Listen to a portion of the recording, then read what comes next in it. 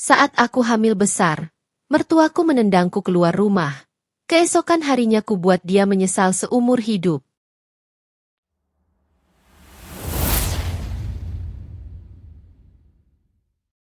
Risa mengelus perutnya yang membesar, kulitnya meregang bak kanvas yang siap dilukis kehidupan baru. Usianya sudah mencapai 9 bulan. Sebuah penantian yang sebentar lagi akan menemukan ujungnya. Di balik senyum tulusnya, ada sebongkah harapan yang ia tanam di rumah besar ini. Sebuah harapan yang seringkali layu dihantam dinginnya sikap sang mertua. Pagi itu, aroma sup ayam yang Risa masak memenuhi setiap sudut dapur. Wanginya menguap hingga ke ruang makan, bahkan mungkin menyelinap melalui celah pintu kamar utama. Risa, dengan gerak yang semakin lamban namun tetap cekatan, menyajikan sup itu di meja makan yang terbuat dari kayu jati ukiran, terlihat begitu kontras dengan kesederhanaan pakaiannya. Ia selalu memastikan segalanya sempurna, seolah kesempurnaan itu bisa menjadi perisai dari tuduhan yang tak pernah berhenti dilontarkan Bu Ratna. Bu Ratna, supnya sudah siap. Dimas pulang sebentar lagi, ujar Risa lembut. Suaranya seperti bisikan angin musim semi di tengah musim gugur yang menusuk. Bu Ratna, wanita parubaya dengan rambut yang disanggul ketat dan raut wajah kaku, sedang membaca koran bisnis di ruang makan. Kacamata bingkai emas bertengger elegan di hidungnya. Ia selalu memancarkan aura superioritas, seperti ratu yang tak pernah turun tahta. Namun, hari ini, ada yang berbeda. Bu Ratna melirik Risa, bukan dengan tatapan meremehkan yang biasa, melainkan dengan tatapan yang lebih dalam, penuh kecurigaan yang berkarak. Matanya menyipit saat melihat Risa memegang perutnya. Sup biasa, jawab Bu Ratna datar, tanpa sedikit pun mengalihkan pandangannya dari berita utama koran tentang pergerakan saham properti. Jangan harap aku senang hanya karena perutmu itu berisi cucuku. Kau pikir dengan anak, kau bisa menguasai semua yang Dimas punya? Atau mungkin, semua yang suamiku dulu bangun? Hati Risa seperti dihantam palu godam, rasa perih itu tak lagi asing, namun tetap saja menyakitkan. Ia berdiri tegak, berusaha menahan guncangan emosi. Bu, saya tidak pernah berpikir sejauh itu. Saya hanya ingin mengurus rumah ini, dan anak ini adalah berkah. Dia akan menjadi bagian dari keluarga ini, bagian dari Dimas. Bagian dari Dimas? Kau itu pintar sekali bersilat lidah, Risa. Aku sudah tahu gelagatmu sejak awal kau menginjakan kaki di rumah ini.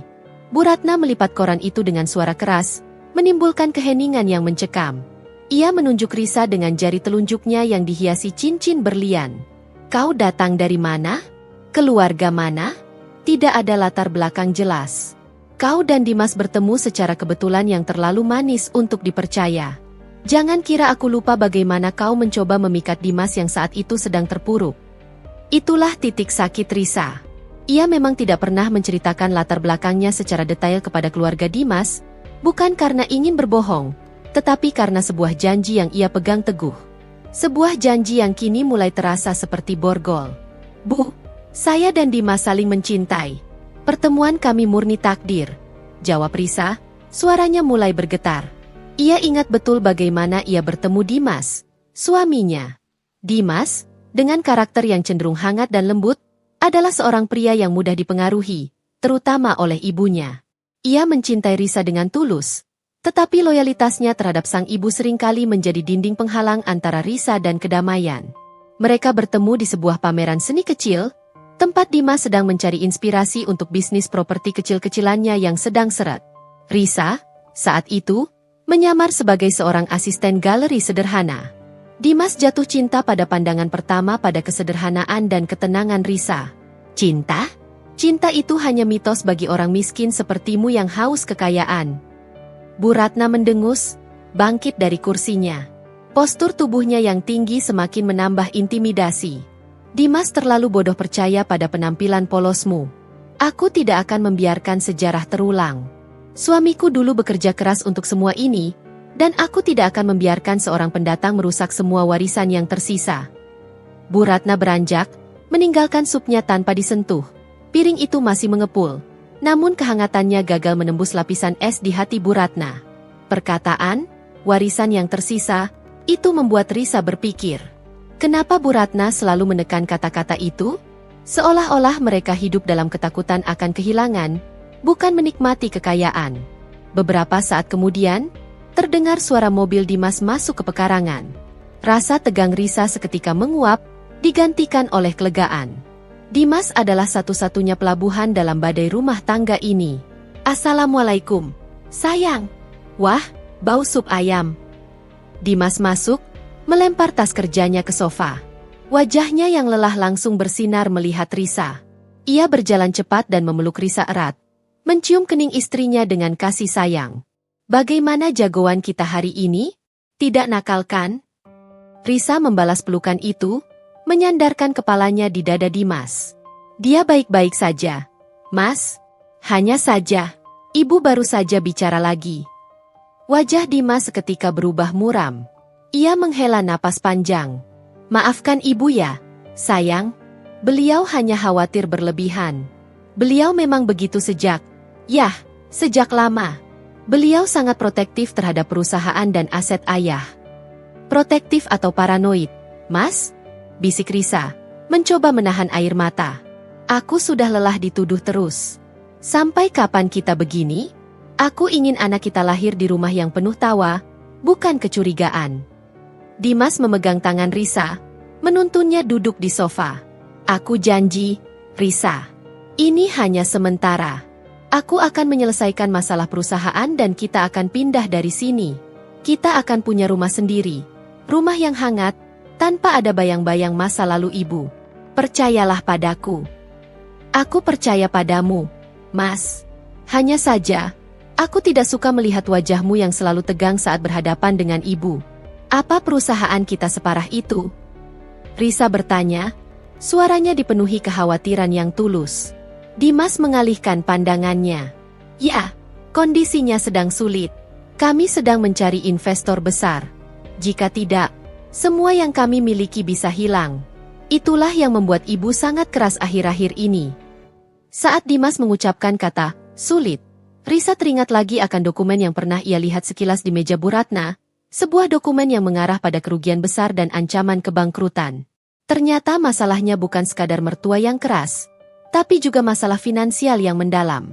Risa merasa ada beban ganda yang harus ia pikul, menenangkan Dimas, menahan amarah Bu Ratna, dan menjaga kesehatan bayinya. Malam itu, saat Dimas tertidur pulas, Risa menyelinap ke teras belakang. Ia mengeluarkan ponselnya, menekan sebuah nomor yang sangat ia hafal di luar kepala. Setelah nada sambung berdering 3 kali, sebuah suara berat dan berwibawa menjawab. Halo, Nona Risa. Apakah ada masalah? Pak, sepertinya saya tidak bisa bertahan lebih lama lagi. Bisik Risa, suaranya tercekat. Ia melirik ke jendela kamar Bu Ratna, memastikan tidak ada yang mendengar. Keadaan di sini semakin buruk. Bu Ratna semakin agresif. Hari ini ia bahkan secara eksplisit menuduhku mengincar warisan yang tersisa. Aku khawatir ini akan memengaruhi kondisi bayi. Suara di seberang, yang Risa panggil Pak Surya, terdengar khawatir. Nona, Anda tahu betul alasan kita melakukan semua ini. Ayah Anda ingin Anda menemukan ketulusan sejati. Tapi keselamatan Anda adalah yang utama. Apakah Anda yakin tidak ingin saya mengakhiri sandiwara ini sekarang? Risa menggeleng, meskipun tahu Pak Surya tidak bisa melihatnya. Belum, Pak. Aku harus melihat sampai sejauh mana ketulusan Dimas, dan sampai sejauh mana batas kesabaran Bu Ratna. Dimas sedang berjuang, dan aku tidak ingin ia merasa menikahiku karena kekayaanku, bukan karena diriku. Tapi, Nona, aset yang mereka miliki, itu bahkan tidak seberapa dibandingkan dengan aset kecil yang kami berikan sebagai tunjangan bulanan Anda. Sungguh tidak masuk akal Anda harus merendahkan diri begini. Risa tersenyum pahit. Itulah yang membuatku yakin, Pak. Aku ingin tahu apa yang membuat Bu Ratna begitu paranoid.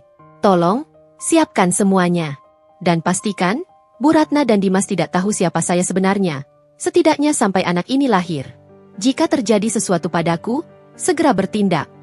Baik, Nona. Perintah Anda akan dilaksanakan. Ingat, tim pengaman kami selalu siaga 24 jam di sekitar radius rumah itu. Kami hanya menunggu perintah Anda untuk membuka kotak Pandora, ujar Pak Surya tegas, mengakhiri pembicaraan itu dengan nada penuh keseriusan. Risa kembali ke kamar, hatinya sedikit lebih tenang setelah berbicara dengan Pak Surya. Ia memandang Dimas yang pulas tidur. Ia mencintai pria ini. Dan cinta inilah yang membuatnya rela membuang jubah kemewahannya demi mencari kebahagiaan yang sejati. Ia memejamkan mata, memeluk perutnya, merasakan gerakan kecil di dalamnya. Sebentar lagi, "Nak, ibu janji, kita akan segera keluar dari kekacauan ini." Dan saat ibu keluar, ibu akan keluar dengan kepala tegak, bukan sebagai pecundang. Namun, ketenangan itu tidak bertahan lama. Tiba-tiba, ia merasakan sakit yang menusuk di perutnya, bukan sakit biasa, melainkan rasa sakit yang terasa asing dan kuat. Risa menggigit bibirnya, keringat dingin membasahi pelipisnya. Kontraksi? Tidak, ini pasti hanya stres. Ia mencoba menepisnya, berdoa dalam hati agar rasa sakit itu hilang. Ia tidak ingin melahirkan dalam kondisi yang kacau dan penuh tekanan ini. Ia tidak ingin Bu Ratna semakin memiliki alasan untuk menuduhnya merepotkan. Ketidaknyamanan fisik yang Risa rasakan malam itu adalah pertanda. Sebuah alarm alamiah bahwa konflik ini akan mencapai titik didihnya lebih cepat dari yang ia duga. Babak pengusiran kejam di depan mata.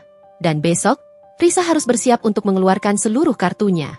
Semua percakapan, semua tuduhan, semua rahasia yang ia sembunyikan, kini akan menjadi bahan bakar untuk pembalasan yang akan membuat Bu Ratna menyesal seumur hidupnya. Ia hanya bisa berharap, Dimas akan ada di pihaknya saat badai itu datang. Namun, jika Dimas goyah, Risa sudah siap. Ia punya rencana cadangan. Rencana yang akan melibatkan Surya Property, sebuah nama yang akan menjadi kunci dari semua konflik tak terduga ini. Pagi menyapa dengan kelembapan udara yang mencekik, bukan hanya karena hujan semalam, tapi juga karena atmosfer tegang yang tak pernah benar-benar pergi dari rumah ini. Risa terbangun dengan punggung terasa remuk dan sisa rasa nyeri semalam masih menjalar. Bukan hanya nyeri kontraksi yang ia abaikan, tapi juga nyeri emosi yang mendera jiwanya. Ia melirik Dimas yang masih tidur pulas, napasnya teratur. Wajah Dimas saat tidur terlihat damai, jauh dari bayang-bayang kesulitan finansial dan tekanan ibunya. Risa menghela napas, mencium kening suaminya dengan lembut. "Semoga kamu kuat, Mas." Setelah menyiapkan sarapan seperti biasa, Risa membersihkan meja makan. Namun, hari ini bukan lagi sup ayam yang menjadi sasaran, melainkan sepasang piring bekas makan malam Bu Ratna dan Dimas semalam. Saat Risa sedang mencuci piring, ia merasakan tatapan tajam menusuk dari belakang. Itu Bu Ratna, berdiri di ambang pintu dapur, wajahnya keruh seperti langit mendung. "Risa!" Suara Bu Ratna terdengar tajam, memecah keheningan pagi. Risa menoleh. "Iya, Bu." "Lihat piring ini." Bu Ratna berjalan mendekat, mengambil salah satu piring keramik mahal dari rak yang baru saja Risa keringkan. Ia mengangkatnya tinggi-tinggi, mengarahkannya ke cahaya jendela. "Ada apa ini?" "Ada sedikit noda kering di pinggirnya." "Kau lihat? Noda sekecil ini." Risa mendekat, mencoba melihat dengan jelas. Benar, ada sisa noda air kering yang samar, nyaris tak terlihat. "Maaf, Bu. Saya akan cuci ulang." "Cuci ulang? Kau pikir kau punya waktu untuk cuci ulang? Kau ini menantu macam apa? Hamil besar itu bukan alasan untuk bermalas-malasan. Aku dulu pun hamil, tetap harus mengurus rumah dan melayani suamiku." Bu Ratna berteriak. Suaranya naik satu oktav, seolah noda kecil itu adalah penghinaan terbesar bagi martabat keluarga. "Tapi, Bu, ini hanya noda air biasa. Piringnya sudah bersih." Risa mencoba menjelaskan, tetapi ia tahu itu sia-sia. Logika tidak pernah berlaku saat Bu Ratna sedang beraksi. "Omong kosong. Kau pikir aku buta? Kau pikir aku tidak tahu kau hanya pura-pura polos dan ingin menguras aset kami?" Tiba-tiba, tanpa aba-aba, Bu Ratna melempar piring itu dengan kuat ke lantai keramik dapur. Prak! Suara pecahan itu memekakan telinga. Serpihan porselen putih berhamburan, menjadi metafora sempurna bagi suasana hati Risa. Jantungnya berdebar kencang, tidak hanya karena terkejut, tapi juga karena bayinya merespons dengan gerakan menendang yang kuat di dalam perutnya. Risa refleks memegangi perut, rasa nyeri yang ia rasakan semalam kini kembali menyerang dengan lebih intens. Ia berusaha menenangkan dirinya dan bayinya. "Kau lihat? Beginilah caraku menghadapi parasit. Kau harus sadar diri. Kau tidak membawa apa-apa ke sini, bahkan kau tidak bisa membersihkan satu piring pun dengan benar." Bu Ratna melangkah mundur, menatap Risa dengan pandangan jijik. Risa, dengan air mata yang sudah menggenang namun berusaha keras tidak jatuh, hanya bisa membungkuk. Ia tahu, semakin ia melawan, semakin buruk reaksi Bu Ratna. Ia mengambil sapu dan pengki, membersihkan pecahan piring itu dengan tangan gemetar. Tiba-tiba, Dimas muncul dari kamar, terkejut mendengar suara pecahan. Wajahnya langsung pucat melihat pecahan piring dan Risa yang sedang membersihkan lantai sambil menahan rasa sakit. Ibu, apa yang terjadi? Seru Dimas, langsung menghampiri Risa. Risa, kamu tidak apa-apa? Kenapa kamu yang membersihkan ini? Biar aku saja. Jangan sentuh dia, Dimas. Bu Ratna mencegah Dimas. Dia pantas mendapatkannya. Dia harus belajar jadi istri dan menantu yang becus. Lihat, dia bahkan tidak becus membersihkan satu piring. Dimas menatap ibunya dengan kecewa. Bu, Risa sedang hamil besar. Seharusnya ibu tidak begini. Ini hanya piring. Hanya piring katamu. Ini masalah kehormatan, Dimas. Masalah integritas. Masalah siapa yang harus kau pilih. Bu Ratna menarik lengan Dimas menjauh dari Risa. Dengar, Dimas. Kita tidak punya waktu untuk drama murahan menantumu ini. Perusahaan kita sedang goyah. Sangat goyah. Kita harus mencari investor, dan aku sudah menemukan jalannya. Dimas terdiam, kepalanya tertunduk. Ia tampak seperti layang-layang yang putus benang, tidak berdaya melawan angin kencang ibunya. Bu Ratna melanjutkan, nadanya kini beralih menjadi suara komando. Aku sudah bicara dengan Pak Haris. Mereka mau menyelamatkan kita, tapi ada syaratnya. Kau harus menikah dengan Vina, putrinya. Hanya dengan begitu, suntikan dana dari mereka akan masuk ke perusahaan kita dan kita selamat. Risa yang mendengar percakapan itu dari dapur, hatinya serasa dicabut paksa. Ia berhenti menyapu, tubuhnya membeku. Bukan hanya tuduhan, tapi kini Bu Ratna secara terang-terangan meminta Dimas menceraikannya demi menyelamatkan perusahaan. Dimas mengangkat wajahnya, menatap ibunya dengan mata yang dipenuhi penderitaan. Menikah dengan Vina? Bu, aku mencintai Risa. Aku tidak akan menceraikannya. Cinta? Cinta itu tidak bisa membayar utang, Dimas. Cinta itu tidak bisa menyelamatkan kita dari kebangkrutan. Kau harus memilih, Dimas, perusahaan ayahmu, atau wanita yang baru kau kenal setahun ini. Bu Ratna menekan Dimas dengan keras. Bu Ratna kemudian menoleh ke arah Risa yang kini berdiri di ambang pintu dapur, wajahnya pucat pasi. Dan kau, Risa, kau harus sadar diri. Kau tidak membawa apa-apa ke sini. Kau hanya membawa beban dan kehamilan yang merepotkan. Kau harus pergi. Risa hanya bisa menatap Dimas, mencari setitik keyakinan di mata suaminya. Dimas berjalan perlahan ke arah Risa. Ia memegang kedua bahu Risa dengan lembut, matanya menunjukkan penyesalan yang mendalam. Risa, aku mohon, jangan dengarkan ibu. Aku akan bicara dengannya. Aku akan mencari jalan lain. Aku tidak akan menikah dengan Vina. Bohong, Dimas. Bu Ratna menyela dengan sinis. Kau akan menuruti ibu, karena kau anakku. Dan karena kau tahu, perusahaan ini adalah satu-satunya harga diri yang tersisa dari ayahmu. Risa merasakan kepalanya pening, rasa sakit di perutnya kembali berdenyut, mengisyaratkan bahaya. Ia menarik napas dalam-dalam. Ia harus tetap tenang demi bayinya. Mas, Risa memegang tangan Dimas, suaranya pelan tapi tegas. Aku tahu kamu mencintaiku, tapi aku tidak bisa melihatmu dihancurkan oleh dilema ini. Aku tidak akan pernah jadi penghalang bagi kebahagiaanmu atau masa depan keluargamu. Kalimat itu terasa ironis, karena seandainya Dimas tahu siapa Risa sebenarnya, dilema ini tidak akan pernah ada. Malam harinya, Dimas masuk ke kamar dengan wajah yang benar-benar hancur. Ia memeluk Risa erat-erat di ranjang, seolah pelukan itu adalah benteng terakhirnya. Risa, aku minta maaf. Aku tahu aku pengecut karena tidak bisa melawan ibu. Bisik Dimas di telinga Risa, air mata jatuh di bahu istrinya. Aku akan coba bicara lagi dengannya besok. Aku janji, aku akan melunasi semua utang perusahaan ini dengan kerja kerasku, dan kita akan pergi. Kita akan mencari rumah kecil. Yang penting kita bertiga bahagia. Beri aku sedikit waktu lagi. Risa membelai rambut Dimas. Aku memberimu waktu, Mas. Tapi ingat, waktu tidak selalu menunggu. Jika kamu tidak bertindak, maka aku yang harus bertindak untuk menyelamatkan diriku dan anak kita. Kalimat Risa itu terdengar seperti peringatan, sebuah petunjuk kecil tentang kekuatan tersembunyi yang ia miliki. Aku mencintaimu, Risa. Aku sungguh-sungguh. Dimas mengulanginya, seolah kata-kata itu adalah mantra untuk menenangkan dirinya sendiri. Risa membalas pelukan itu. Ia tahu cintanya pada Dimas tulus, dan karena cinta itulah, ia tidak ingin Dimas menderita. Tapi ia juga tahu, ia tidak bisa mengorbankan martabatnya dan keselamatan anaknya terus-menerus. Ia teringat percakapannya dengan Pak Surya semalam, sandiwara ini harus segera berakhir. Saat Risa mencoba memejamkan mata, pikiran tentang dokumen rahasia yang ia lihat sekilas di kamar Bu Ratna kembali menghantuinya. Dokumen yang menyebutkan nama Surya Property dan wajah Bu Ratna yang panik saat merebutnya. Mengapa Bu Ratna begitu takut pada nama perusahaan sebesar itu? Apa hubungannya dengan masa lalu keluarganya? Tiba-tiba, rasa sakit yang menusuk kembali menyerang. Kali ini lebih kuat dari sebelumnya.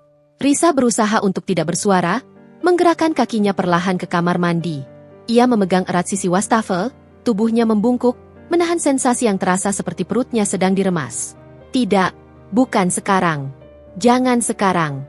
Kontraksi itu datang dan pergi, meninggalkan Risa dengan keringat dingin dan napas terengah. Ia tahu, ini bukan lagi sekadar stres atau false alarm. Tubuhnya sudah mengirimkan sinyal bahaya. Bayi ini akan lahir, dan mungkin akan lahir di tengah badai terbesar dalam hidup Risa. Ia kembali keranjang, berbaring menghadap jendela. Malam itu, Risa tidak bisa tidur. Ia membuat keputusan besar. Jika besok Bu Ratna kembali bertindak melewati batas, Risa akan membatalkan janji yang ia buat kepada mendiang ayahnya. Ia akan mengungkapkan kebenaran yang akan meruntuhkan kesombongan Bu Ratna dan menyadarkan Dimas dari ketidakberdayanya. Risa memejamkan mata, memeluk bayinya. Ia merasa tidak enak badan, bukan hanya karena rasa sakit fisik, tetapi juga karena tekanan emosional yang sudah mencapai puncak gunung es. Baiklah, Bu Ratna. Besok, aku akan membuatmu menyesal. Tapi tidak dengan caramu. Aku akan membuatmu menyesal karena kau telah menendang keluar satu-satunya jalan keluar dan kunci penyelamatmu. Bisikan tekad itu menjadi janji yang diucapkan Risa di tengah malam yang sunyi. Janji yang akan mengubah jalannya takdir keluarga ini. Pintu klimaks sudah terbuka sedikit, dan Risa siap melangkah masuk, meski sambil menggendong nyawa kecil di perutnya. Ia tahu, pengusiran itu akan terjadi. Dan ia akan membiarkannya terjadi. Karena itu adalah panggung yang sempurna untuk plot twist yang sudah ia siapkan. Ketegangan di rumah itu tak ubahnya seperti benang yang ditarik hingga hampir putus. Setelah insiden piring pecah dan ancaman pernikahan Dimas dengan Vina, udara di antara Risa dan Bu Ratna menjadi sangat dingin, seolah mereka hidup di dua kutub yang berbeda. Rasa sakit kontraksi yang sempat Risa rasakan semalam menjadi peringatan serius. Waktu Risa untuk menyelesaikan sandiwara ini kian sempit. Pagi itu, Bu Ratna menghilang dari rumah sejak subuh, membawa aura misterius dan ponsel yang terus berdering. Risa menduga kuat, mertuanya sedang sibuk mengatur pertemuan dengan Pak Haris dan putrinya, Vina, atau sedang berusaha mati-matian mencari jalan keluar finansial selain rencana pernikahan paksa. Dimas, di sisi lain, tampak seperti mayat hidup. Ia pergi ke kantor dengan mata sembab, janji untuk melawan ibunya tenggelam dalam ketakutan akan kebangkrutan. Risa memutuskan, inilah kesempatan yang ia tunggu. Ia harus mencari bukti, sebuah petunjuk yang bisa menjelaskan mengapa Bu Ratna begitu paranoid terhadap kekayaan yang bahkan tidak seberapa ini, dan mengapa ia begitu takut pada nama Surya Property yang ia sebutkan pada Pak Surya semalam. Ia berjalan perlahan, perutnya yang besar menjadi beban sekaligus pelindungnya. Langkahnya menuju satu-satunya tempat yang belum pernah ia masuki, kamar utama Bu Ratna. Pintu kamar itu selalu tertutup rapat, seolah menyimpan rahasia kelam. Risa mengetuk pintu, memastikan tidak ada jawaban. Dengan hati-hati, ia memutar gagang pintu. Ternyata tidak dikunci. Langkah kaki Risa terasa berat saat ia memasuki kamar yang didominasi warna gelap dan furnitur antik mewah itu. Kamar itu terasa pengap. Tidak ada kehangatan, hanya kemewahan yang sunyi dan dingin, seperti karakter Bu Ratna sendiri. Risa tahu, ia tidak punya banyak waktu. Matanya langsung tertuju pada meja rias besar bergaya Eropa yang berdekatan dengan jendela. Di atasnya, berserakan beberapa lembar kertas dan sebuah kotak perhiasan terbuka. Di bawah tumpukan koran bisnis, Risa melihat sudut sebuah foto lama yang usang. Dengan sangat hati-hati, Risa mengangkat koran-koran itu. Jantungnya berdebar kencang. Foto itu adalah potret masa lalu yang mengejutkan. Di sana, ada Bu Ratna muda, jauh lebih lembut dan tersenyum, berfoto bersama seorang pria yang tersenyum hangat, dan seorang wanita muda yang sangat mirip dengan Risa. Kemiripan itu begitu mencolok, seolah Risa sedang menatap cermin yang memantulkan masa lalu. Wanita muda dalam foto itu terlihat elegan, namun matanya memancarkan kesedihan. Risa membalik foto itu, di belakangnya tertulis tanggal sekitar 30 tahun lalu, dan sebuah tulisan tangan yang indah, "Untuk kenangan terakhir kita, Nona Ratna. Semoga kamu bahagia." Tangan Risa gemetar. Siapakah wanita ini? Mungkinkah ibu kandungnya? Tapi mengapa ia berfoto dengan Bu Ratna? Dan mengapa Bu Ratna menyimpan foto ini? Di bawah foto itu, ada selembar dokumen yang terjepit rapi. Dokumen itu tampak seperti salinan legal yang sudah lama, mencantumkan banyak detail properti dan aset keuangan. Risa mendekatkan matanya, membaca sekilas beberapa baris kunci. Dokumen itu adalah perjanjian pranikah yang sangat rinci, dan yang membuat Risa terbelalak adalah salah satu klausulnya. Semua aset, termasuk hak kepemilikan atas, alamat rumah ini, dan alamat kantor Dimas, akan dialihkan kembali kepada pihak pemberi hak jika terjadi wan prestasi atau perpisahan. Dan di bagian bawah, tertera nama perusahaan besar di kolom pemberi hak, Surya Property. Risa tercengang. Jadi, rumah yang ia tempati, kantor tempat Dimas bekerja mati-matian, ternyata bukanlah milik Bu Ratna seutuhnya, melainkan hanya aset yang dipinjamkan atau disewakan dari Surya Property. Ini gila.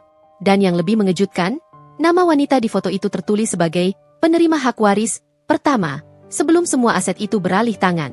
Wanita yang mirip Risa itu adalah mantan istri pertama ayah Dimas, yang kemudian menjadi istri sah dari pria di samping Bu Ratna, yang berprofesi sebagai direktur utama di Surya Property. Risa mulai menyatukan kepingan puzzle yang menyakitkan. Bu Ratna, sekretaris istri pertama ayah Dimas, pastilah sangat dekat dengan keluarga itu. Dan saat ia melihat Risa yang sangat mirip dengan istri pertama yang dulu dicurigai Bu Ratna mengincar harta, trauma masa lalunya muncul. Bu Ratna tidak hanya takut pada Risa, ia takut pada masa lalu yang terulang, ketakutan bahwa ia dan Dimas akan kehilangan segalanya karena tipu muslihat wanita dari keluarga kaya raya. Risa segera mengeluarkan ponselnya untuk memotret dokumen itu sebagai bukti. Ia harus segera mengirimkannya kepada Pak Surya. Nona Risa. Astaga, kenapa Anda di sini?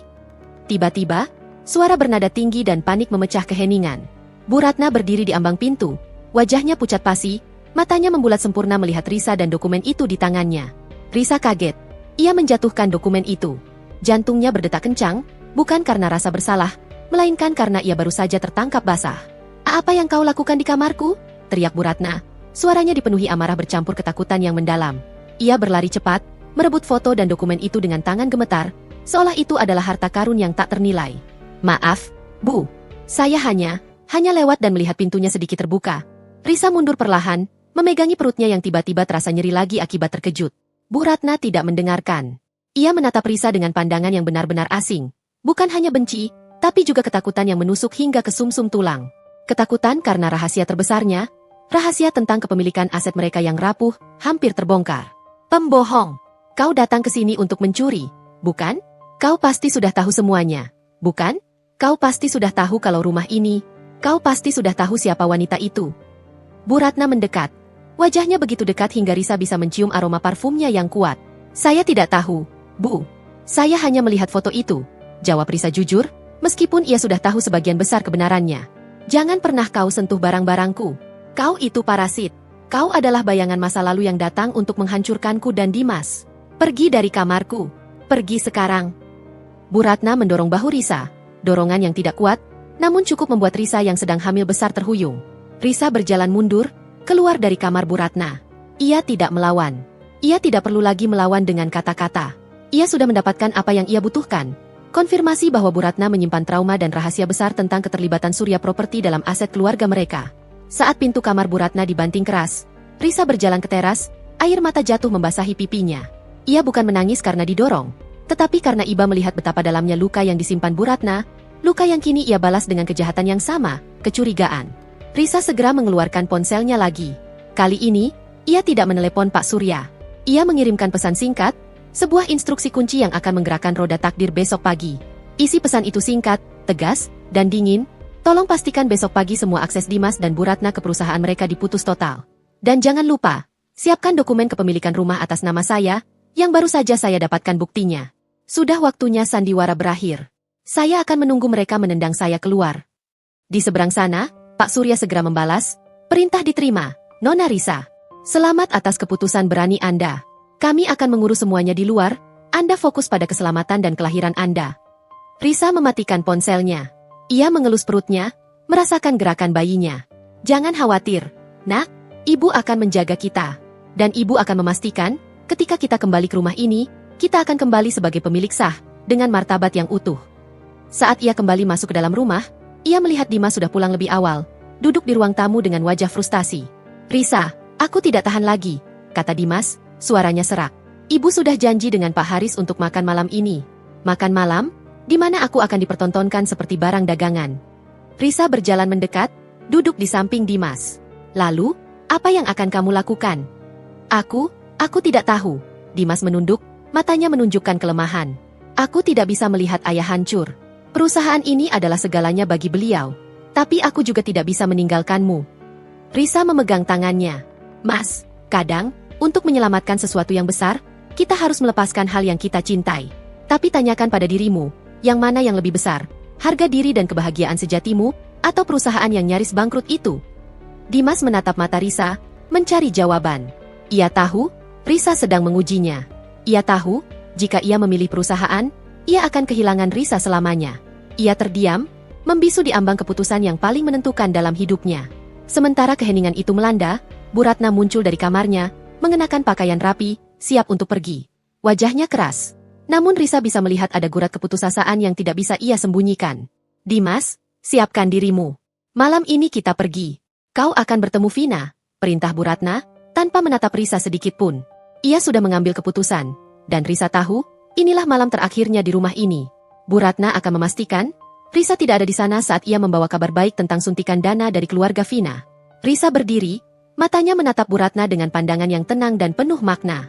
Pandangan yang seolah berkata, silakan, Bu. Ini panggung Anda. Tapi pertunjukan utamanya akan dimulai besok pagi, dan saya adalah sutradaranya. Ia merasakan nyeri di perutnya semakin intens, tanda-tanda persalinan semakin dekat. Ia harus segera keluar dari tempat beracun ini. Aku harus kuat. Anak ini akan menjadi saksi kebangkitanku. Malam pun tiba. Malam yang membawa aroma pengkhianatan dan kehancuran. Malam di mana janji Dimas untuk melawan ibunya akan diuji dengan cara yang paling kejam. Dan Risa, sang pewaris rahasia, sudah siap untuk ditendang keluar, karena ia tahu, sebuah pengusiran adalah harga yang harus ia bayar untuk sebuah plot twist yang luar biasa. Malam itu, rumah mewah yang terasa dingin itu diselimuti keheningan yang menyesakan, bagaikan peti mati yang tertutup rapat. Bu Ratna dan Dimas sudah pergi sejak sore, meninggalkan Risa sendiri. Di perutnya, si kecil semakin aktif, tendangannya terasa lebih kuat dan tak teratur, beriringan dengan denyutan nyeri yang datang dan pergi, persis seperti detak jam yang menghitung mundur waktu Risa di tempat ini. Risa hanya makan sedikit, bersandar di sofa ruang tamu. Ia tahu, jamuan makan malam itu bukan sekadar perkenalan, melainkan upacara penjualan Dimas demi menyelamatkan perusahaan yang ternyata hanya sebatas aset pinjaman dari raksasa properti yang kini ia pimpin. Ironi ini terasa begitu pahit. Ia mencoba menghubungi Dimas, tetapi panggilannya tidak dijawab. Dimas pasti berada di bawah tekanan berat. Apakah ia akan benar-benar mengorbankanku demi perusahaan yang bahkan bukan miliknya seutuhnya? Risa bergumam dalam hati. Di tengah kegelisahannya, Risa merasakan hawa dingin merayap. Pintu depan terbuka, dan Bu Ratna masuk sendirian. Wajahnya kaku dan matanya menyala penuh keputusan. Ia tidak membawa kabar baik, melainkan sebuah eksekusi. Dimas mana, Bu? Tanya Risa, berusaha terdengar tenang meskipun instingnya berteriak waspada. Bu Ratna tidak menjawab. Ia berjalan lurus ke arah Risa, melempar sebuah amplop coklat tebal ke meja. Amplop itu mendarat dengan bunyi berat yang memekakkan telinga. Pergi. Sekarang juga, kata Bu Ratna dingin, suaranya sedatar es yang baru saja membeku. Tidak ada amarah yang meledak-ledak, hanya kehampaan yang mematikan. Risa menatap amplop itu, lalu kembali menatap mata Bu Ratna. Apa maksud ibu? Aku sudah bilang, aku tidak sudi melihatmu lagi. Malam ini, kau pergi dari rumah ini. Bu Ratna menyilangkan tangan di dada, posturnya seperti tembok tak tertembus. Aku sudah tahu kau tidak akan pernah pergi jika Dimas ada. Jadi, aku mengirimnya keluar kota untuk urusan bisnis mendadak. Dia tidak akan kembali sampai lusa. Risa tertegun. Dimas pergi? Apakah Dimas sengaja melakukan ini? Atau ini adalah manipulasi sempurna Bu Ratna? Rasa kecewa mulai menggerogoti hatinya. Di dalam amplop itu ada uang tunai yang cukup untuk hidupmu selama beberapa bulan, dan dokumen perceraian kalian. Lanjut Bu Ratna, bibirnya menyunggingkan senyum tipis penuh kemenangan. Risa merasakan dunia berputar. Ia tidak menyangka Bu Ratna akan sekejam ini, bertindak secepat ini. Bahkan tanpa melibatkan Dimas secara langsung. Dokumen perceraian? Ibu tidak berhak melakukannya. Saya dan Dimas belum menandatanganinya. Risa berdiri, memegang sisi sofa untuk menopang tubuhnya. Rasa nyeri di perutnya semakin menjadi. Oh, ya, aku berhak. Bu Ratna membenarkan posisi sanggulnya. Aku punya kuasa atas nasib putraku. Aku sudah mengurus semuanya. Mulai besok, kau bukan lagi menantuku. Kau hanya seorang wanita yang menumpang di rumah ini dan hamil di luar rencana. Aku tidak sudi kau melahirkan cucuku di rumah ini. Perusahaan Dimas akan bangkrut jika aku tidak menikahkannya dengan Vina, dan Vina tidak akan mau jika kau masih di sini. Bu Ratna akhirnya membuka kartu. Ia mengorbankan Risa untuk menyelamatkan kapal yang tenggelam. Jadi, ini semua tentang uang dan nama besar. Risa tidak bisa lagi menahan air matanya. Air mata yang keluar bukan karena ia takut kehilangan Dimas atau rumah ini, tetapi karena sakit hati melihat betapa dangkalnya nilai-nilai yang dianut Bu Ratna. "Bu, saya hamil besar. Sebentar lagi saya melahirkan. Ibu tidak punya hati." "Hati? Hati itu sudah lama kubuang saat aku melihat orang-orang sepertimu datang dan pergi, hanya mengincar harta kami. Aku hanya punya ambisi, dan kau adalah penghalang ambisi itu." Suara Bu Ratna meninggi, amarahnya mulai tumpah. "Keluar! Aku tidak mau melihat wajahmu lagi. Jangan coba-coba mengadu pada Dimas. Dia akan menuruti kata-kataku." Risa hanya berdiri diam, menatap Bu Ratna dengan pandangan yang membuat Bu Ratna sendiri sedikit goyah. Pandangan Risa kali ini bukan lagi pandangan pasrah, melainkan pandangan seorang ratu yang sedang direndahkan oleh seorang budak. "Saya mengerti, Bu. Jika itu yang ibu mau," ujar Risa, suaranya tegas. Risa berjalan menuju kamarnya. Rasa sakit di perutnya sudah mencapai tingkat yang tidak bisa ia abaikan lagi. Setiap langkah terasa seperti disayat pisau.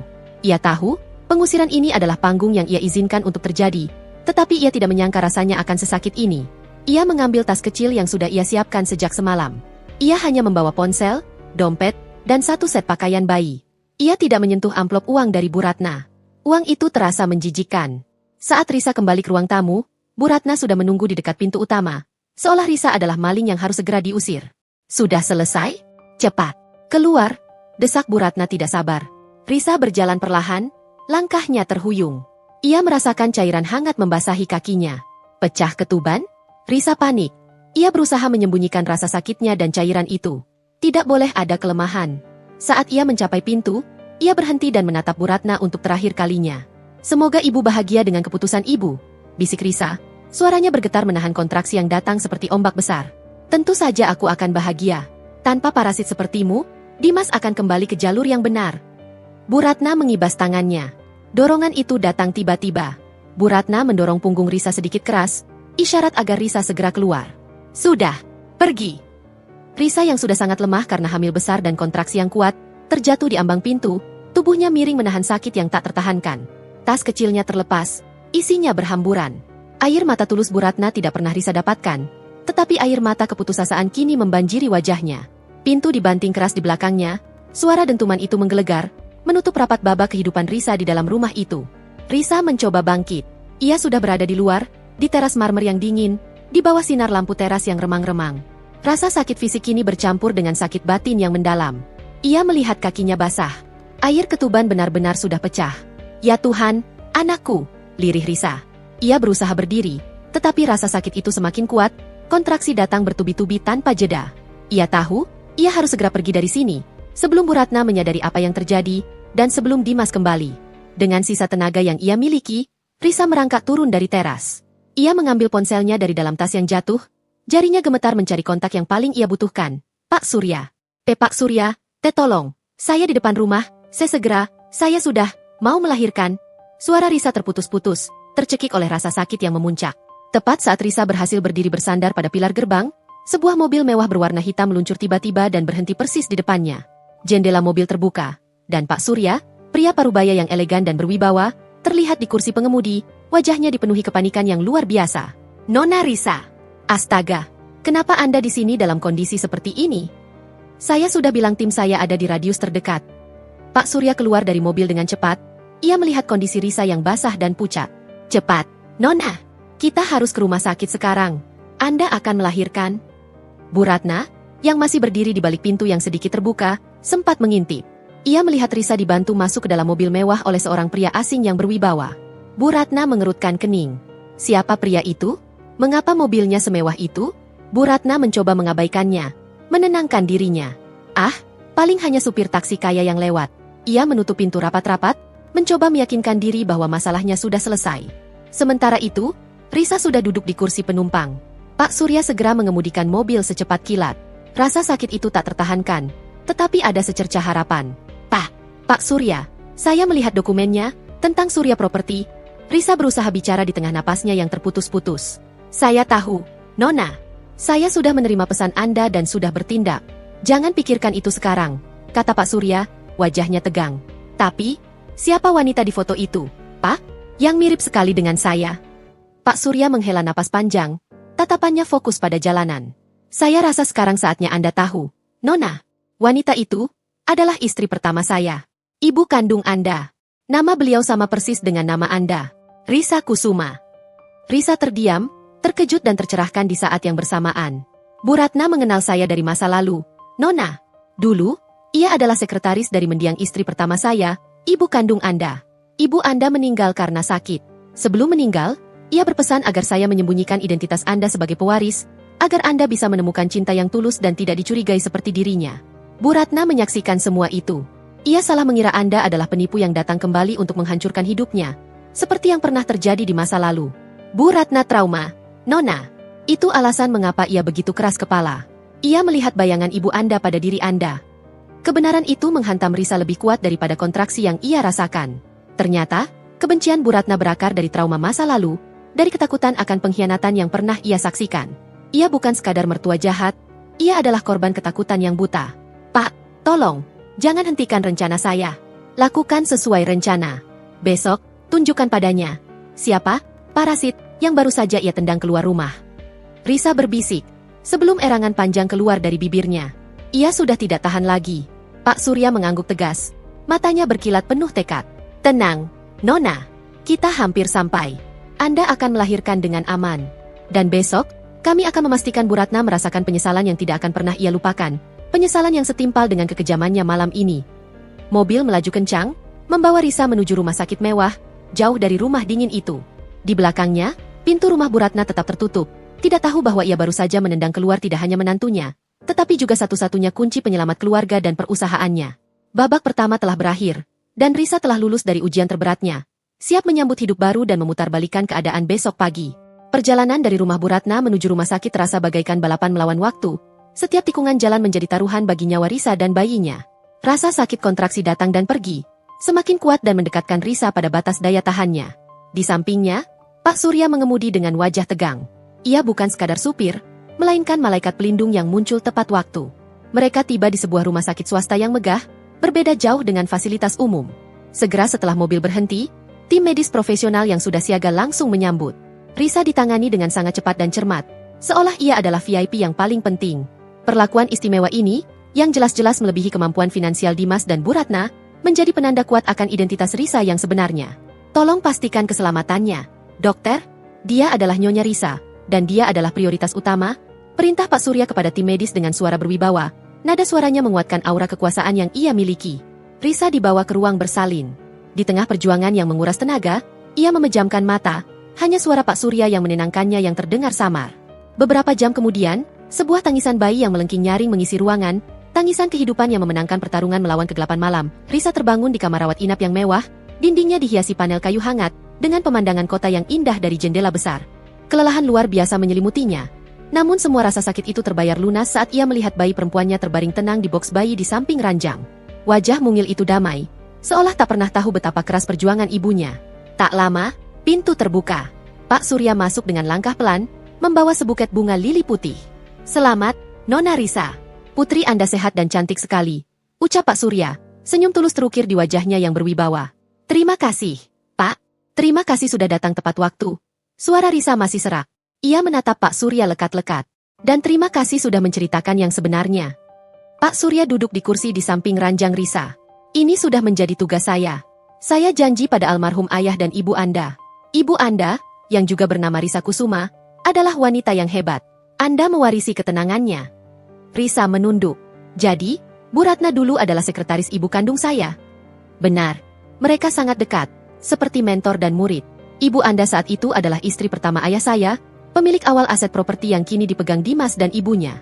Setelah ibu Anda meninggal, ayah Anda menikahi Bu Ratna. Namun pernikahan itu tidak bertahan lama karena ayah Anda menceraikan Bu Ratna dan menikah lagi dengan ibu Dimas saat ini. Bu Ratna menyaksikan langsung bagaimana ayah Dimas ditinggalkan oleh seorang wanita kaya raya, almarhumah ibu Risa, dan bagaimana aset mereka hampir runtuh. Bu Ratna selalu menyalahkan wanita yang berada di strata sosial tinggi. Kebenciannya pada Anda adalah proyeksikan ketakutannya terhadap masa lalu. Risa mengangguk perlahan. Ketakutannya terhadap kemiskinan dan pengkhianatan. Itulah mengapa ia begitu terobsesi dengan aset yang tersisa, yang ternyata hanya pinjaman dari perusahaan kita. Tepat sekali, Nona. Perusahaan Dimas saat ini berada di ambang kehancuran. Dan ironisnya, ia sedang berupaya menikahi Vina untuk mendapatkan suntikan dana. Padahal Vina dan ayahnya hanya bisa memberi remah-remah. Mereka bahkan tidak tahu bahwa satu-satunya yang bisa menyelamatkan mereka adalah Anda, orang yang mereka anggap parasit dan baru saja mereka tendang. Pak Surya menyodorkan tablet kepada Risa. Ini adalah perkembangan terbaru, Nona. Sesuai instruksi Anda tadi malam, semua akses Dimas dan Bu Ratna ke aset perusahaan mereka telah kami blokir. Pagi ini, mereka akan menghadapi jatuh tempo mendadak pinjaman bank dan penarikan semua fasilitas perusahaan. Mereka akan kolaps dalam hitungan jam. Mata Risa membaca berita yang tertera di tablet itu. Perusahaan Properti X mengalami kegagalan finansial total, diduga akibat fraud internal. Perusahaan X adalah perusahaan Dimas. Risa menatap Pak Surya.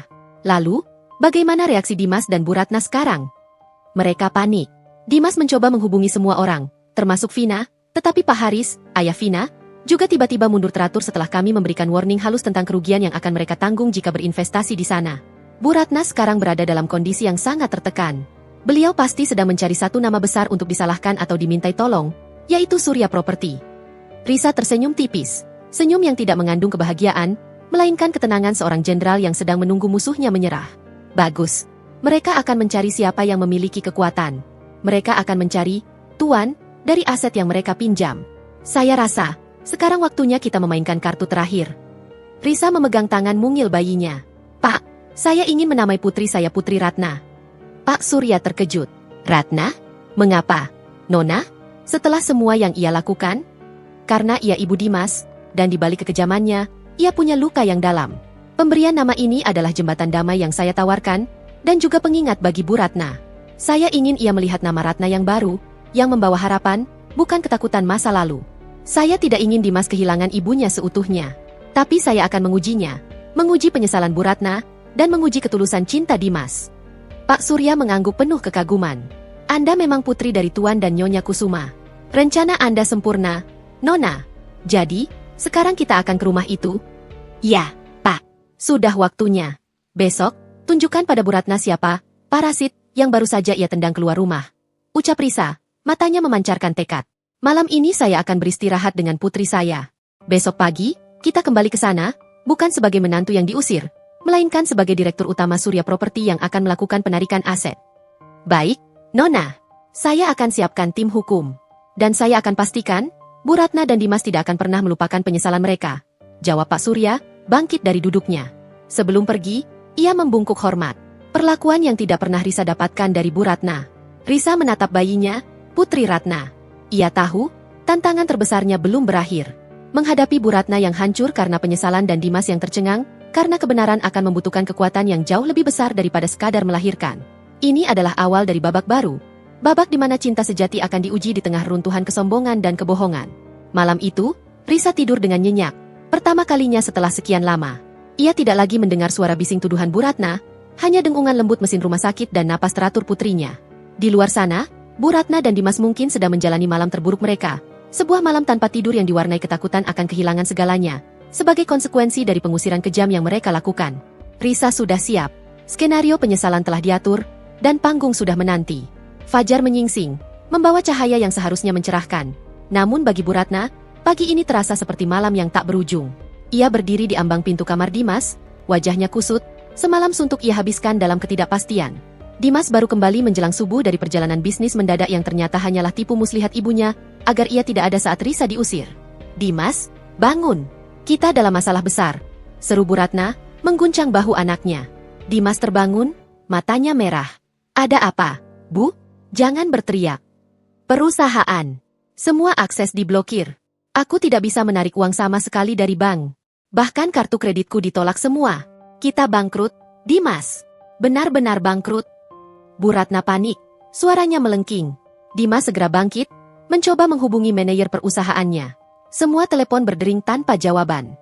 Ia mencoba masuk ke sistem keuangan kantornya dari laptop.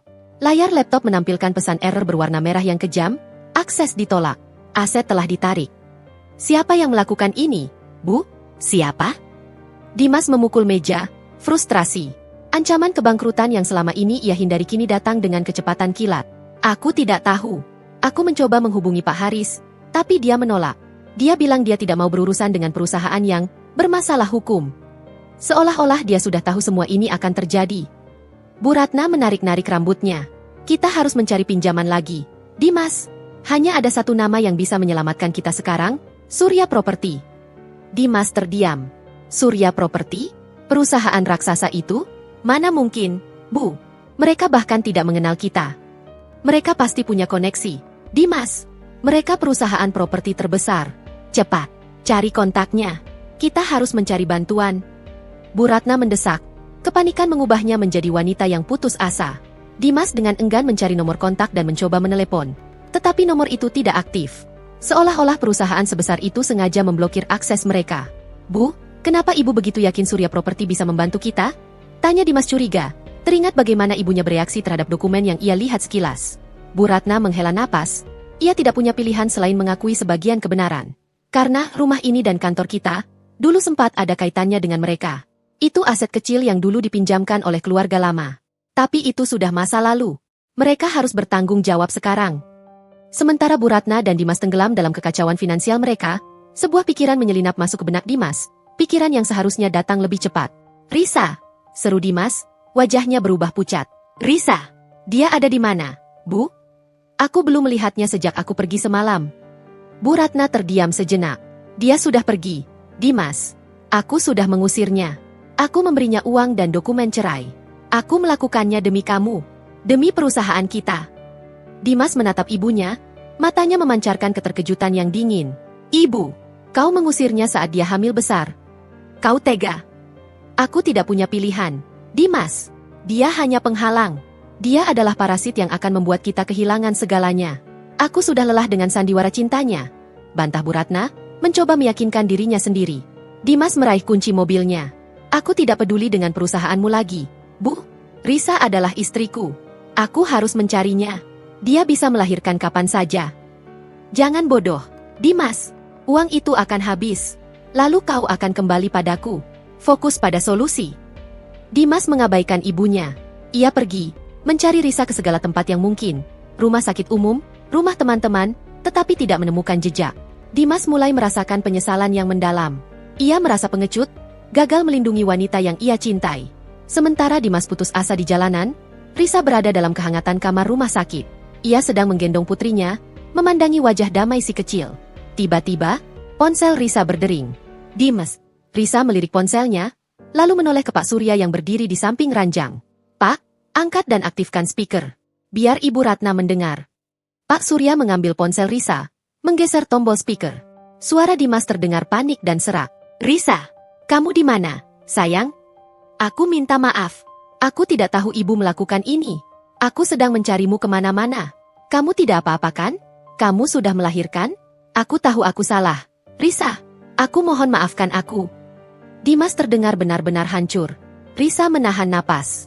Rasa sakit di hatinya mereda sedikit mendengar ketulusan Dimas. Namun, sebelum Risa sempat menjawab, suara Bu Ratna yang mendesak terdengar dari seberang. Ternyata Dimas menelepon dari rumah. Dimas, sudah kubilang jangan hubungi dia. Dia hanya akan menghambatmu. Dia pasti sudah lari dengan uang yang kuberikan. Risa menghela napas. Ini dia, kebencian murni yang mengalahkan logika. Pak Surya, yang memegang ponsel, kini berbicara dengan nada dingin dan penuh kuasa. Tuan Dimas, dan Nyonya Ratna. Kami sudah mendengar semuanya. Terdengar keheningan total dari seberang. Bu Ratna dan Dimas pasti terkejut mendengar suara asing yang berwibawa. Siapa ini? Ini telepon Risa. Kau siapa? Teriak Bu Ratna. Saya adalah Pak Surya, salah satu direktur utama Surya Property. Jawab Pak Surya tegas. Dan saya menelepon dari kamar rawat inap rumah sakit swasta. Saya menemani Nyonya Risa, yang baru saja melahirkan seorang bayi perempuan yang sehat. Untungnya, kami datang tepat waktu. Sebelum Nyonya Risa melahirkan di jalanan karena tindakan pengusiran kejam Anda, Nyonya Ratna. Keheningan itu kembali. Kali ini lebih dalam dan mematikan. Bu Ratna pasti terhuyung mendengar nama itu. Nama yang ia takuti, kini terhubung langsung dengan Risa. Rumah sakit? Risa melahirkan? Di mana dia? Aku ingin menemuinya. Dimas kembali berbicara. Nadanya putus asa bercampur rasa bersalah yang luar biasa. Maaf, Tuan Dimas. Anda tidak diizinkan masuk, jawab Pak Surya. Saat ini, saya sedang memberitahu Nyonya Risa tentang kondisi perusahaan Anda. Kami telah menarik semua aset yang kami pinjamkan kepada perusahaan Anda, Tuan. Pinjaman Anda jatuh tempo mendadak. Perusahaan Anda telah kolaps. Bu Ratna menjerit dari seberang. Tidak, itu tidak mungkin. Kami tidak punya pinjaman dengan Surya Property. Kami tidak punya urusan dengan kalian. Oh, Anda salah, Nyonya Ratna, sahut Risa. Suaranya pelan namun menusuk, mengambil alih pembicaraan. Ia berbicara langsung ke ponsel, suaranya sudah lebih kuat. Saya rasa, sudah saatnya Anda tahu, Bu. Ada yang mengambil kembali miliknya, dan itu bukan pinjaman, melainkan aset yang seharusnya tidak pernah Anda kuasai sepenuhnya. Dimas terdiam. Risa? Apa maksudmu? Apa yang terjadi? Yang terjadi adalah, kau tidak tahu siapa istri yang kau nikahi, Mas. Dan ibumu, tidak tahu dengan siapa ia berurusan. Jawab Risa, hatinya perih namun ia harus menuntaskan sandiwara ini. Aku akan tutup teleponnya. Dan besok pagi, aku akan datang ke rumah itu. Kita akan bicara, dan kau akan tahu siapa, parasit, yang baru saja Ibu Ratna tendang keluar rumah. Risa memutus panggilan. Ia meletakkan ponsel itu di meja. Ia menatap Pak Surya. Pak, saya ingin tidur nyenyak. Besok, saya ingin melihat Bu Ratna menghadapi penyesalan yang sesungguhnya. Baik, Nona. Saya akan siapkan helikopter medis pribadi. Anda tidak bisa kembali ke rumah itu dengan mobil biasa, ujar Pak Surya. Ia tersenyum, senyum yang menjanjikan kemenangan besar. Risa memeluk putrinya erat-erat. Ia tahu, di rumah itu, Bu Ratna sedang menjalani neraka penyesalan dan ketakutan. Dimas mungkin sedang dihantam kenyataan pahit tentang kelemahannya. Momen pengusiran kejam itu kini berbalik menjadi bumerang yang menghantam mereka. Babak penentuan sudah di depan mata. Risa, sang pewaris rahasia, akan kembali ke rumah itu dengan sebuah statement yang tak terbantahkan. Bahwa ketulusan tidak pernah bisa diukur dengan kekayaan, dan bahwa cinta sejati selalu memiliki kekuatan yang lebih besar daripada kesombongan dan trauma masa lalu. Malam panjang telah berlalu. Malam yang memisahkan dunia Risa dan dunia keluarga Dimas. Bagi Risa, malam itu penuh ketenangan, dihiasi tangisan lembut putrinya. Bagi Bu Ratna dan Dimas, malam itu adalah jurang keputusasaan. Pagi itu, rumah besar tersebut terasa bagaikan kapal karam yang terapung. Bu Ratna mondar-mandir di ruang tamu, wajahnya bengkak dan matanya merah, sisa-sisa kepanikan semalam. Dimas duduk diam di sofa, tangannya menutup wajah, didera rasa bersalah yang luar biasa. Ia dihantui pertanyaan, bagaimana mungkin aku membiarkan ibu mengusir Risa yang sedang hamil besar? Dan siapa Pak Surya itu? Bu Ratna mencoba menelepon lagi, kali ini menghubungi relasi bisnis lama. Semua menolak. Semua menjauh, seolah ada wabah yang melanda mereka. Semua orang menjauh. Dimas, semua. Ini pasti ulah musuh lama ayahmu. Bu Ratna berteriak, suaranya sudah serak. Kita harus menjual sesuatu. Dimas, cepat, jual saja perhiasanku. Dimas menggeleng lemah. Tidak ada gunanya, Bu. Semua aset sudah diblokir. Kita tidak bisa berbuat apa-apa. Kita benar-benar sudah seperti bangkai yang dikerubungi lalat. Ia menatap ibunya, matanya dingin. Bu, sekarang jelaskan padaku. Siapa Pak Surya? Apa hubungan kita dengan Surya Property? Dan kenapa Risa ada di sana? Bu Ratna mengalihkan pandangan. Ibu sudah bilang, itu masa lalu. Jangan pikirkan itu. Yang penting sekarang, kita selamat. Kita harus mencari alamat kantor Surya Property. Aku akan datang sendiri, aku akan meminta belas kasihan mereka. Tepat saat Bu Ratna meraih tasnya, bel rumah berbunyi nyaring dan panjang, memecah keheningan yang mencekam. Bu Ratna dan Dimas saling pandang. Rasa takut merayap di dada mereka. Dimas, dengan langkah ragu, membuka pintu. Di hadapannya berdiri 3 orang. Seorang pria parubaya yang sangat berwibawa, seorang notaris berpakaian formal lengkap dengan koper kulit, dan 2 orang pria bertubuh tegap berjas hitam. Dimas mengenali pria berwibawa itu. Itu adalah Pak Surya, pria yang semalam berbicara di telepon Risa. Maaf mengganggu, Tuan Dimas. Sapa Pak Surya, senyumnya tipis, dingin. Kami dari tim hukum Surya Property. Bu Ratna yang berdiri di belakang Dimas terhuyung mundur. Ia mencengkeram lengan anaknya kuat-kuat. Wajahnya langsung pucat pasi. Surya Property? Untuk apa kalian kesini? Kami tidak ada urusan dengan perusahaan sebesar itu. Bu Ratna maju, mencoba menutup pintu. Namun Pak Surya hanya menahan pintu itu dengan ujung kakinya yang elegan. Ada. Nyonya. Sangat ada, jawab Pak Surya. Nadanya tenang namun mematikan. Kami datang untuk satu tujuan. Mengambil kembali properti ini. Bu Ratna tertawa hambar, tawa putus asa yang menyakitkan. Mengambil kembali? Omong kosong. Ini rumah kami. Ini milik keluarga kami turun-temurun. Sudah lunas. Notaris maju, membuka koper kecilnya, mengeluarkan beberapa lembar dokumen legal. Maaf, Nyonya. Rumah yang Anda tinggali, begitu juga kantor kecil Tuan Dimas, adalah aset yang status kepemilikannya dipegang oleh Surya Property sebagai jaminan atas perjanjian kerjasama dan pinjaman jangka panjang yang sudah kedaluarsa, atau lebih tepatnya, Wan Prestasi. Wan Prestasi? Kami membayar cicilan setiap bulan, bantah Dimas. Anda membayar sewa, Tuan Dimas. Bukan cicilan penuh, koreksi Pak Surya.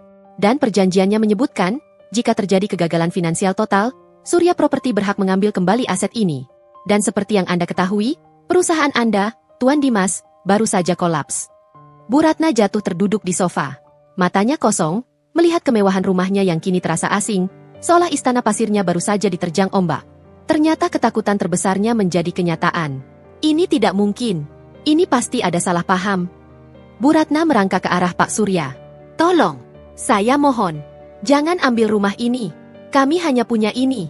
Saya akan mencari pinjaman lain. Tolong berikan kami waktu. Pak Surya menatap Bu Ratna dengan pandangan prihatin, namun tetap dingin. Maaf, Nyonya Ratna. Kami hanya menjalankan perintah dari atasan tertinggi kami. Dan perintahnya sangat jelas. Semua aset harus segera diamankan. Tiba-tiba, suara helikopter menderu kencang di atas rumah mereka. Suara itu begitu dekat, begitu memekakan telinga, sehingga Bu Ratna dan Dimas refleks menoleh keluar jendela. Sebuah helikopter medis pribadi berwarna putih bersih mendarat mulus di halaman belakang rumah mereka. Halaman yang selama ini menjadi tempat Risa menjemur pakaian. Helikopter itu membawa logo yang sangat familiar bagi Pak Surya, logo Surya Property. Bu Ratna dan Dimas terpaku. Mereka tidak percaya dengan apa yang mereka lihat. Untuk apa helikopter itu mendarat di halaman rumah mereka? Pintu helikopter terbuka. 2 orang perawat keluar lebih dulu. Kemudian, keluarlah Risa. Ia tampak lemah, namun memancarkan aura berbeda, sebuah aura kebanggaan dan otoritas yang tidak pernah mereka lihat sebelumnya. Ia berjalan perlahan, menggendong bayi perempuan mungil yang diselimuti selimut mahal. Didampingi perawat dan diiringi suara baling-baling helikopter yang perlahan meredam, Risa berjalan tegak memasuki rumah mereka. Langkahnya pasti, seolah rumah itu memang miliknya. Bu Ratna dan Dimas tercengang, mata mereka membulat sempurna. Risa berdiri di ambang ruang tamu, berdiri di samping Pak Surya dan notaris. Posisinya kini bukan lagi menantu yang diusir, melainkan sosok sentral yang membawa kekuasaan. Dimas, yang terkejut, maju 1 langkah. Risa? Ya Tuhan, kamu sudah melahirkan. Kamu baik-baik saja? Siapa yang mengantarmu? Dan helikopter itu? Apa ini semua? Risa tersenyum tipis. Senyum yang mengandung ribuan makna tersembunyi. Senyum itu mengiris hati Bu Ratna. Bu Ratna, Mas Dimas, sapa Risa. Suaranya kini terdengar tenang dan berwibawa, bukan lagi suara isak tangis yang lemah. Saya datang bukan sebagai menantu yang lemah. Saya datang sebagai pemilik sah dari semua yang Anda dan Dimas miliki. Bu Ratna bangkit dari sofa, matanya liar, mencoba mencerna semua kejanggalan di depan mata. Kau? Seorang parasit sepertimu? Kau datang dengan supir taksi kaya dan helikopter bekas lalu mengklaim diri sebagai pemilik? Jangan mengada-ada. Pak Surya memandang Bu Ratna dengan tatapan tajam yang menusuk. Nyonya Ratna, saya tahu Anda sangat menghargai hierarki dan kekuasaan. Biarkan saya memperkenalkan sekali lagi. Pak Surya menunjuk Risa. Ini adalah Nyonya Risa Kusuma, istri sah dari putra Anda, dan juga Direktur Utama dan pewaris tunggal dari seluruh Surya Property setelah ayahnya, Tuan Kusuma, meninggal. Gobrak. Bu Ratna terhuyung dan jatuh lagi di sofa. Kali ini, ia tidak bisa bangkit. Kenyataan itu menghantamnya seperti gelombang tsunami. Ia menatap Risa, lalu bayi di pelukan Risa, lalu Dimas. Seluruh tubuhnya gemetar, darah seolah ditarik dari wajahnya. Dimas maju, ia menarik lengan Risa, matanya penuh kebingungan dan pengkhianatan. Risa? Apa-apaan ini? Ini tidak mungkin. Kau bilang kau hanya asisten galeri. Kau bilang kau hidup sederhana. Kenapa kau berbohong padaku? Kenapa kau menyembunyikan ini? Risa menatap Dimas dengan tatapan yang penuh cinta, namun juga kekecewaan. Karena ayahku ingin aku menemukan cinta yang sesungguhnya. Mas, bukan cinta karena harta. Dan kau sudah membuktikan. Kau memilih perusahaan yang nyaris bangkrut, daripada istrimu sendiri. Ia kemudian menoleh ke Bu Ratna, yang kini hanya bisa menatap nanar. Saya menyembunyikan identitas saya agar tidak dicurigai seperti ibu kandung saya di masa lalu. Tapi ternyata, meski saya menyamar sebagai orang biasa, Bu Ratna tetap curiga dan menuduh saya parasit. Notaris menyerahkan dokumen legal yang telah diverifikasi di hadapan Dimas dan Bu Ratna. Tuan dan Nyonya, dokumen ini membuktikan bahwa Risa Kusuma adalah pemilik sah dari aset Surya Property, termasuk rumah ini dan kantor lama Anda. Penarikan aset telah dilakukan secara legal. Rumah ini, secara hukum, harus segera dikosongkan. Bu Ratna tidak menangis, ia tidak berteriak. Ia hanya menatap Risa dengan tatapan kosong, penyesalan yang ia rasakan kini lebih kejam daripada rasa takut akan kemiskinan. Ia baru saja menendang keluar, bukan menantu miskin yang licik, melainkan ratu properti yang memegang nasib seluruh hidupnya. Dan aku menendangnya saat dia hamil besar. Penyesalan itu mulai mencekiknya. Ia melihat Putri Ratna, cucunya, yang baru lahir. Risa, aku mohon. Suara Bu Ratna bergetar, memohon ampun. Suara yang tidak pernah didengar Dimas seumur hidupnya. Jangan ambil semuanya, aku minta maaf. Keheningan yang mencekik menggantung di ruang tamu, terasa lebih berat daripada batu nisan. Bu Ratna jatuh, matanya terbelalak menatap Risa, lalu beralih pada sosok Pak Surya yang berwibawa. Sementara itu, Dimas berdiri tegak, mematung di antara dua fakta yang saling bertentangan. Istri sederhananya yang diusir, dan sosok direktur utama perusahaan raksasa yang berdiri gagah di hadapannya. Risa, masih menggendong Putri Ratna, membiarkan keheningan itu berkuasa selama beberapa detik, membiarkan kejutan itu meresap ke dalam tulang sumsum mereka. Ini bukan lagi tentang piring pecah atau sup hambar. Ini adalah tentang pembalikan takdir yang kejam. Dimas melangkah maju, tangannya gemetar, mencoba meraih Risa. Risa? Apa-apaan ini? Tolong jelaskan. Aku tidak mengerti. Kau bilang kau hanya asisten galeri yang putus asa. Kau bilang kau yatim piatu yang miskin. Kenapa kau berbohong padaku? Suara Dimas bergetar, tercampur antara rasa marah karena dibohongi dan rasa takut akan kehilangan. Risa menatap Dimas lurus-lurus. Aku tidak berbohong, Mas. Aku hanya menunda kebenaran. Aku memang yatim piatu, tapi ayahku meninggalkan warisan yang sangat besar. Pak Surya, melihat situasi ini, memberikan dokumen besar kepada Dimas, dokumen yang membuktikan kepemilikan aset. Tuan Dimas, ini adalah salinan dokumen legal yang membuktikan bahwa rumah ini, perusahaan Anda, dan semua yang Anda pikir adalah warisan, hanyalah aset kecil milik Surya Properti yang disewakan atau dipakai tanpa sepengetahuan Anda. Dan Nyonya Risa adalah pemilik tunggal perusahaan kami. Dimas membuka dokumen itu dengan cepat, membaca nama-nama dan nilai aset yang fantastis. Matanya membesar. Nilai kekayaan Risa adalah lautan, sementara kekayaan yang ia dan ibunya bela mati-matian hanyalah genangan air di tepi pantai. Ia menyadari, selama ini ia dan ibunya hidup dalam ilusi kemewahan yang rapuh. Bu Ratna, dengan suara serak, akhirnya berbicara. Suaranya seperti bisikan angin yang terperangkap dalam botol. Tidak mungkin. Kau persis seperti dia. Kau datang untuk membalas dendam. Ia menunjuk Risa, air mata mulai mengalir deras. Namun bukan air mata penyesalan, melainkan air mata ketakutan. Bu, tenang. Risa berjalan mendekat, kini suaranya melembut, namun tetap mengandung otoritas. Aku bukan dia. Aku datang bukan untuk membalas dendam. Aku datang untuk mengakhiri sandiwara yang sudah melukai semua orang. Risa menoleh ke Dimas. Mas, aku menyembunyikan identitasku karena dua alasan. Pertama, ayahku, sebelum meninggal, memintaku untuk mencari pria yang mencintaiku tanpa melihat hartaku. Pria yang tulus. Aku ingin tahu, apakah kau mencintaiku karena aku, atau karena apa yang mungkin aku miliki? Dimas tersentak. Aku mencintaimu, Risa. Aku bersumpah. Aku hanya takut kehilangan perusahaan ayahku. Aku pengecut. Aku lemah. Dan alasan kedua, Risa menatap Bu Ratna, pandangannya penuh empati yang menyakitkan. Aku tahu Bu Ratna punya trauma masa lalu yang dalam. Aku tahu dia pernah dikhianati oleh seorang wanita dari latar belakang kaya, dan ia takut itu terulang. Saat melihatku, ia melihat bayangan wanita itu. Risa berjongkok di hadapan Bu Ratna, memperlihatkan wajah bayi kecil yang damai di pelukannya. Aku tahu, Bu, wanita di foto yang ibu simpan itu adalah ibu kandung saya. Beliau dan ayah saya memang memiliki urusan bisnis dengan almarhum suami ibu. Aku tahu kebenaran tentang siapa aku akan menyakiti ibu, tapi aku tidak bisa membiarkan ibu terus hidup dalam ketakutan dan kebencian itu. Bu Ratna kini benar-benar hancur. Bukan karena kehilangan harta, tetapi karena menyadari betapa butanya ia oleh trauma hingga menuduh dan mengusir darah dagingnya sendiri. Ia melihat kemiripan Risa dengan ibu kandungnya, Risa Kusuma yang pertama. Ia telah menyakiti menantunya yang tulus, dan kini ia tahu, kebangkrutan yang menimpa mereka adalah konsekuensi langsung dari kekejamannya. Aku salah. Aku sangat salah, Risa. Bu Ratna merangkak maju, memeluk kaki Risa, air matanya membasahi lantai marmer. Aku dibutakan, Nak. Aku pikir kau datang untuk mengambil sisa hidupku. Aku menendangmu keluar saat kau hamil. Aku ibu mertua yang kejam. Aku mohon, jangan ambil rumah ini. Aku tidak punya apa-apa lagi. Dimas, melihat ibunya yang pongah kini menangis dan memohon di kaki istrinya, merasa hancur. Ia kini sepenuhnya mengerti. Masalahnya bukan Risa, tapi ketidakberdayaan dan ketakutan yang dipelihara ibunya. Ia mengangkat ibunya perlahan. Bu, sudah. Bangun. Kita terima saja. Kita mulai dari nol. Kita pantas kehilangan ini karena kebodohan kita. Dimas menoleh pada Risa, matanya penuh penyesalan. Risa, aku tidak akan memintamu kembali. Aku pantas kau tinggalkan. Perusahaanmu benar-benar raksasa. Aku tidak layak untukmu. Aku hanya pria lemah yang tidak bisa melindungimu. Ambil kembali semuanya. Disinilah ujian cinta sejati Risa diuji. Dimas tidak memohon untuk aset, ia memohon untuk keikhlasan Risa meninggalkannya karena ia merasa tidak pantas. Risa menatap Dimas, air matanya tumpah, bukan karena sedih, tapi terharu. Kau salah, Mas. Kau pantas mendapatkan yang terbaik. Dan aku tahu, aku yang terbaik untukmu. Ia melangkah maju, menyerahkan Putri Ratna kepada Bu Ratna yang gemetar. Bu Ratna memeluk cucunya, tangisnya semakin menjadi, kali ini tangis penyesalan yang tulus. Risa menatap Dimas. Mas, aku tidak akan mengambil semuanya. Aku akan mengambil alih kepemilikan rumah dan perusahaan ini, karena secara hukum memang milikku. Tapi aku tidak akan mengambilnya untuk diriku sendiri. Aku akan mengambilnya untuk anak kita. Dan untukmu, Mas, lanjut Risa.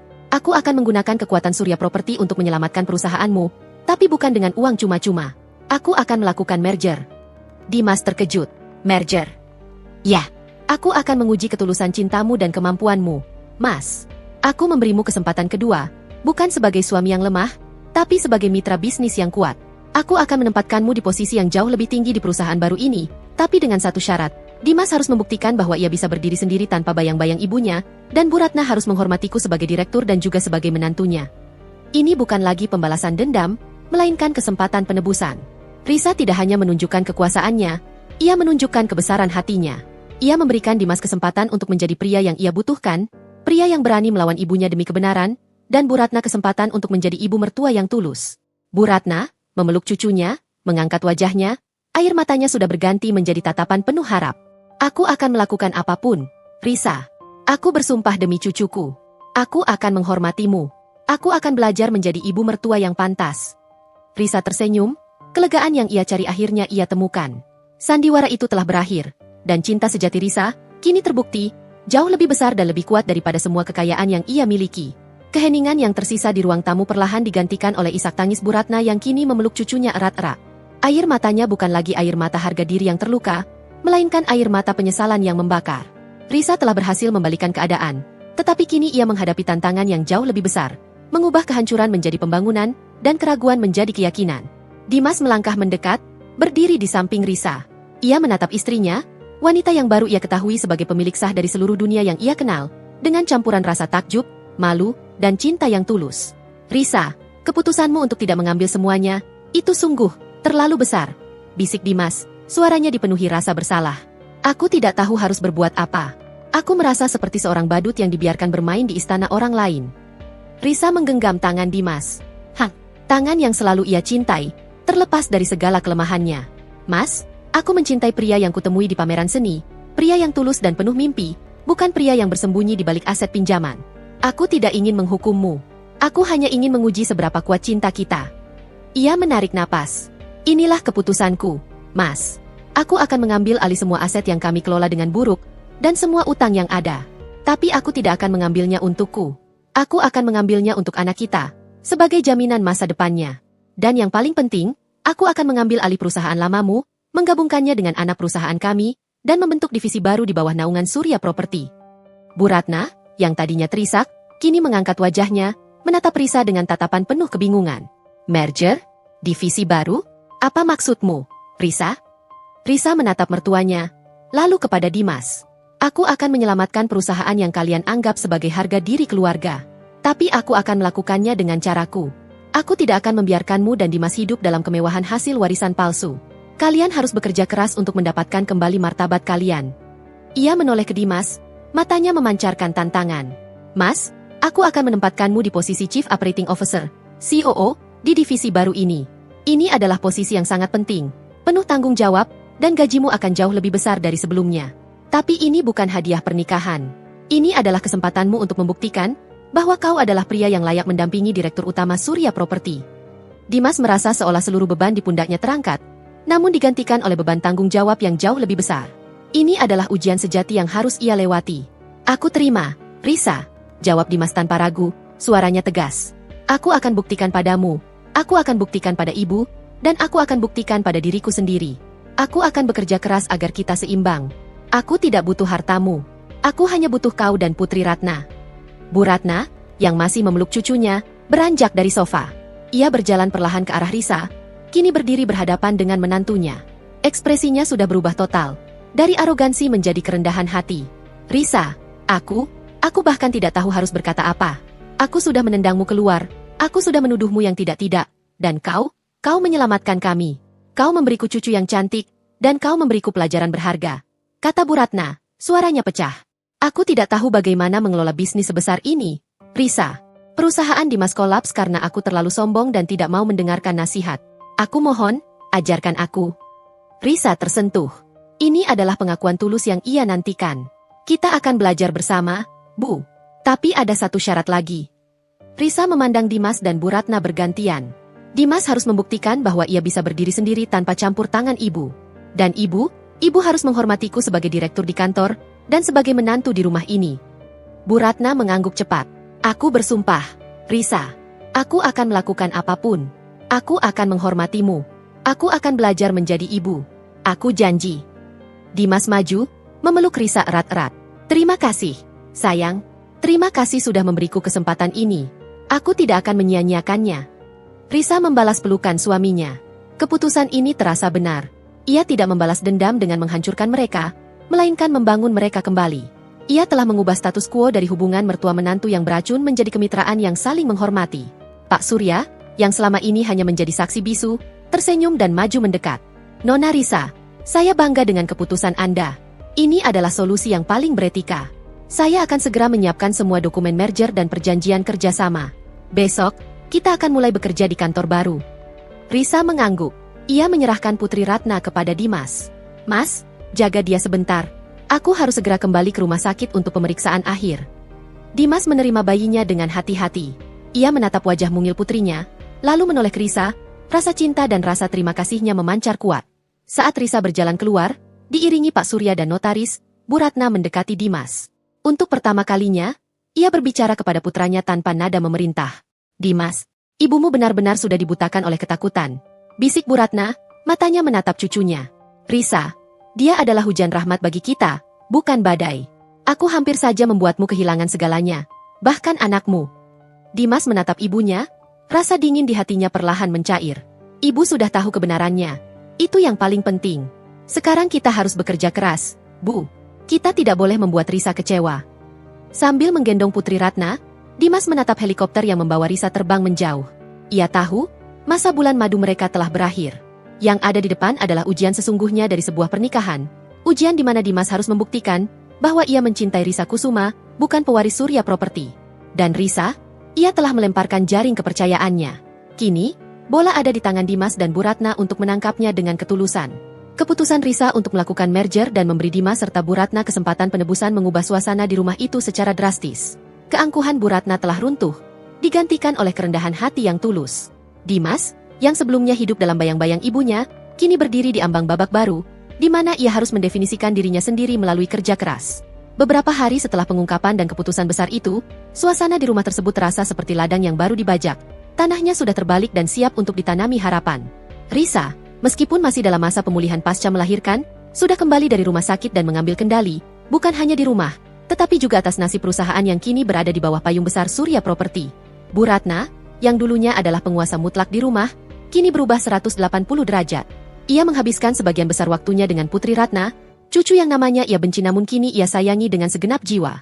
Melihat Bu Ratna memeluk dan menimang bayi mungil itu dengan air mata bahagia, adalah pemandangan yang tak pernah terbayangkan oleh Risa. Sore itu, Risa duduk di ruang kerja lamanya, yang kini menjadi ruang kerjanya yang baru. Ia sibuk dengan dokumen perjanjian merger. Bu Ratna masuk, membawa secangkir teh herbal. Risa, ini teh jahe madu. Kata perawat di rumah sakit, ini bagus untuk pemulihan. Ujar Bu Ratna, meletakkan cangkir itu di meja dengan sangat hati-hati. Tidak ada lagi perintah, hanya nada pelayanan yang lembut. Risa tersenyum, menutup dokumennya. Terima kasih, Bu. Bu Ratna duduk di kursi di hadapan Risa.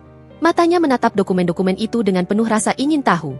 Risa, ini benar-benar rumit. Aku tidak tahu bagaimana kamu bisa mengurus perusahaan sebesar itu. Aku yang hanya mengurus perusahaan kecil di masa saja hampir kolaps karena kesombonganku. Ibu hanya terlalu fokus pada ketakutan masa lalu. Bu, jawab Risa lembut. Bisnis itu tidak hanya butuh modal besar, tapi juga ketenangan pikiran. Aku tahu. Bu Ratna menghela napas panjang. Penyesalan itu seperti bayangan yang selalu mengikutinya. Aku tidak akan pernah bisa memaafkan diriku karena menendangmu keluar saat kau hamil besar. Aku benar-benar melihat bayangan ibu kandungmu, Risa. Aku takut jika Dimas jatuh cinta pada wanita kaya, ia akan ditinggalkan lagi, seperti ayah Dimas dulu ditinggalkan oleh istri pertamanya. Risa mengangguk. Aku mengerti, Bu. Trauma itu nyata. Tapi sekarang, ibu tahu. Aku bukan bayangan. Aku adalah Risa yang mencintai Dimas, dan aku di sini untuk membangun, bukan menghancurkan. Aku percaya padamu, Nak.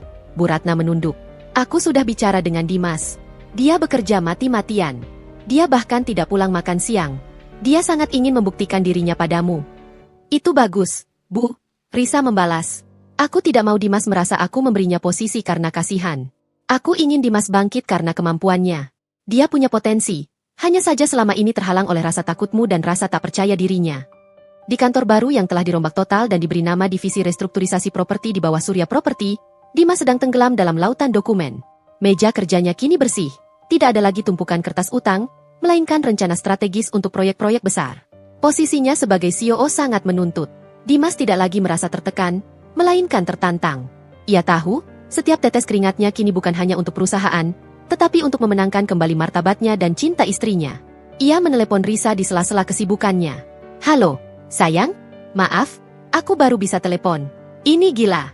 Aku harus mempelajari semua laporan keuangan dan menyusun ulang strategi pemasaran. Aku baru tahu, ternyata selama ini aku mengelola perusahaan dengan cara yang sangat kuno." Suara Dimas terdengar lelah, namun ada nada semangat yang menyala-nyala di dalamnya. Risa tertawa pelan. "Bagus, Mas. Itu artinya kamu tumbuh. Bagaimana dengan staf barumu?" "Mereka luar biasa, Risa. Sangat profesional. Aku merasa seperti anak kecil yang baru belajar berenang di lautan lepas, tapi aku tidak takut. Aku senang kau memberiku tantangan ini." Dimas berhenti sejenak. "Bagaimana Putri Ratna? Aku rindu sekali." "Dia baik-baik saja, Mas. Dia sedang tidur nyenyak bersama neneknya." Risa menjawab. "Ngomong-ngomong, bagaimana ibumu? Apakah dia sudah mulai belajar berdamai dengan kenyataan?" "Ibu sudah berubah total, Risa. Dia bahkan menawarkan diri untuk membereskan berkas-berkas lamaku yang berantakan, dan dia benar-benar menghormatimu. Tadi pagi, dia sempat bilang, 'Ibumu benar, Dimas. Direktur itu tidak boleh diganggu.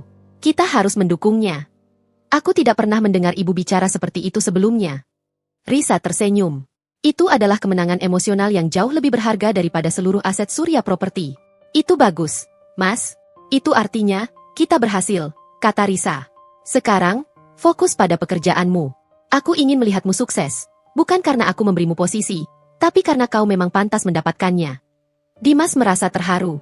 Ia tahu, Risa bisa saja memberinya uang, rumah mewah tanpa harus bekerja. Tetapi Risa memilih untuk memberinya harga diri dan tujuan hidup. "Kau memang istri yang luar biasa, Risa. Aku benar-benar beruntung. Meski aku harus menjadi pria paling bodoh di dunia karena tidak menyadari siapa kau sebenarnya," bisik Dimas. "Aku mencintaimu, Mas. Aku mencintai Dimas yang mau berjuang, bukan Dimas yang takut pada bayangan ibunya," balas Risa. "Sekarang, tutup teleponnya. Aku akan menyuruh Pak Surya mengirimkan beberapa laporan yang harus kau pelajari malam ini." "Siap, Nyonya Direktur." Dimas tertawa, tawa yang penuh semangat, tawa yang sudah lama tidak didengar Risa. Risa menutup telepon.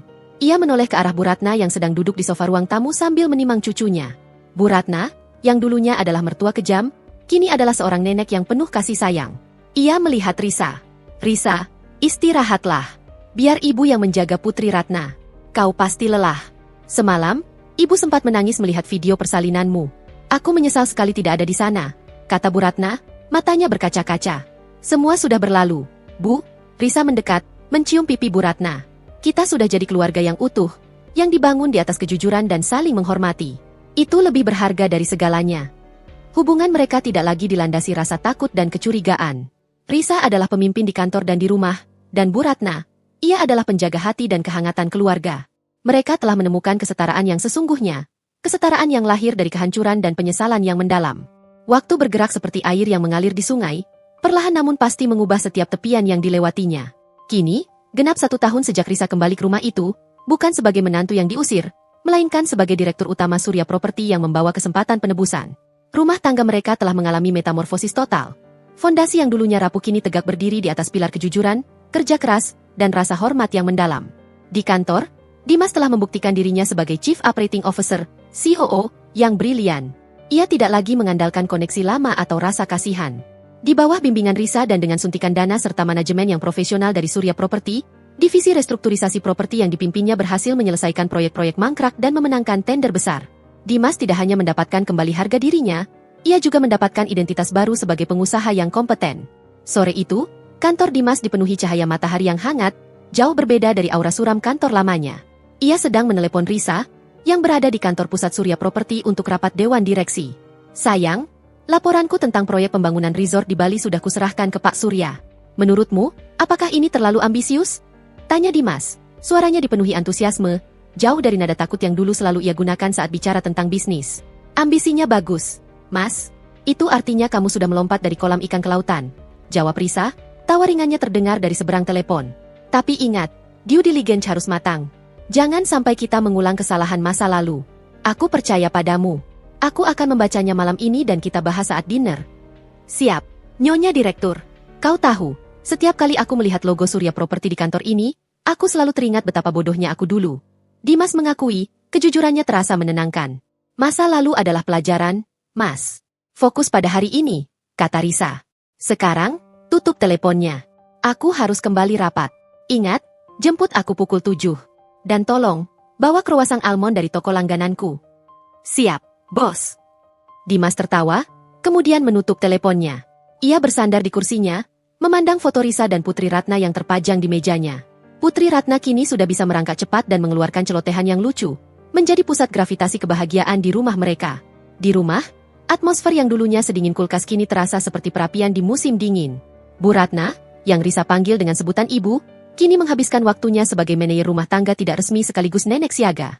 Ia tidak lagi membaca koran bisnis dengan tatapan menghakimi, melainkan dongeng anak-anak dengan suara yang lembut. Bu Ratna sedang bermain dengan Putri Ratna di ruang tamu. Si kecil tertawa riang saat neneknya mengejarnya perlahan. Tiba-tiba, ponsel Bu Ratna berdering. Itu adalah Dimas.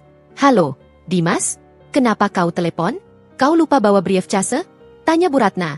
Nadanya kini penuh perhatian. Tidak, Bu. Aku hanya ingin memastikan ibu baik-baik saja dan Putri Ratna sudah tidur.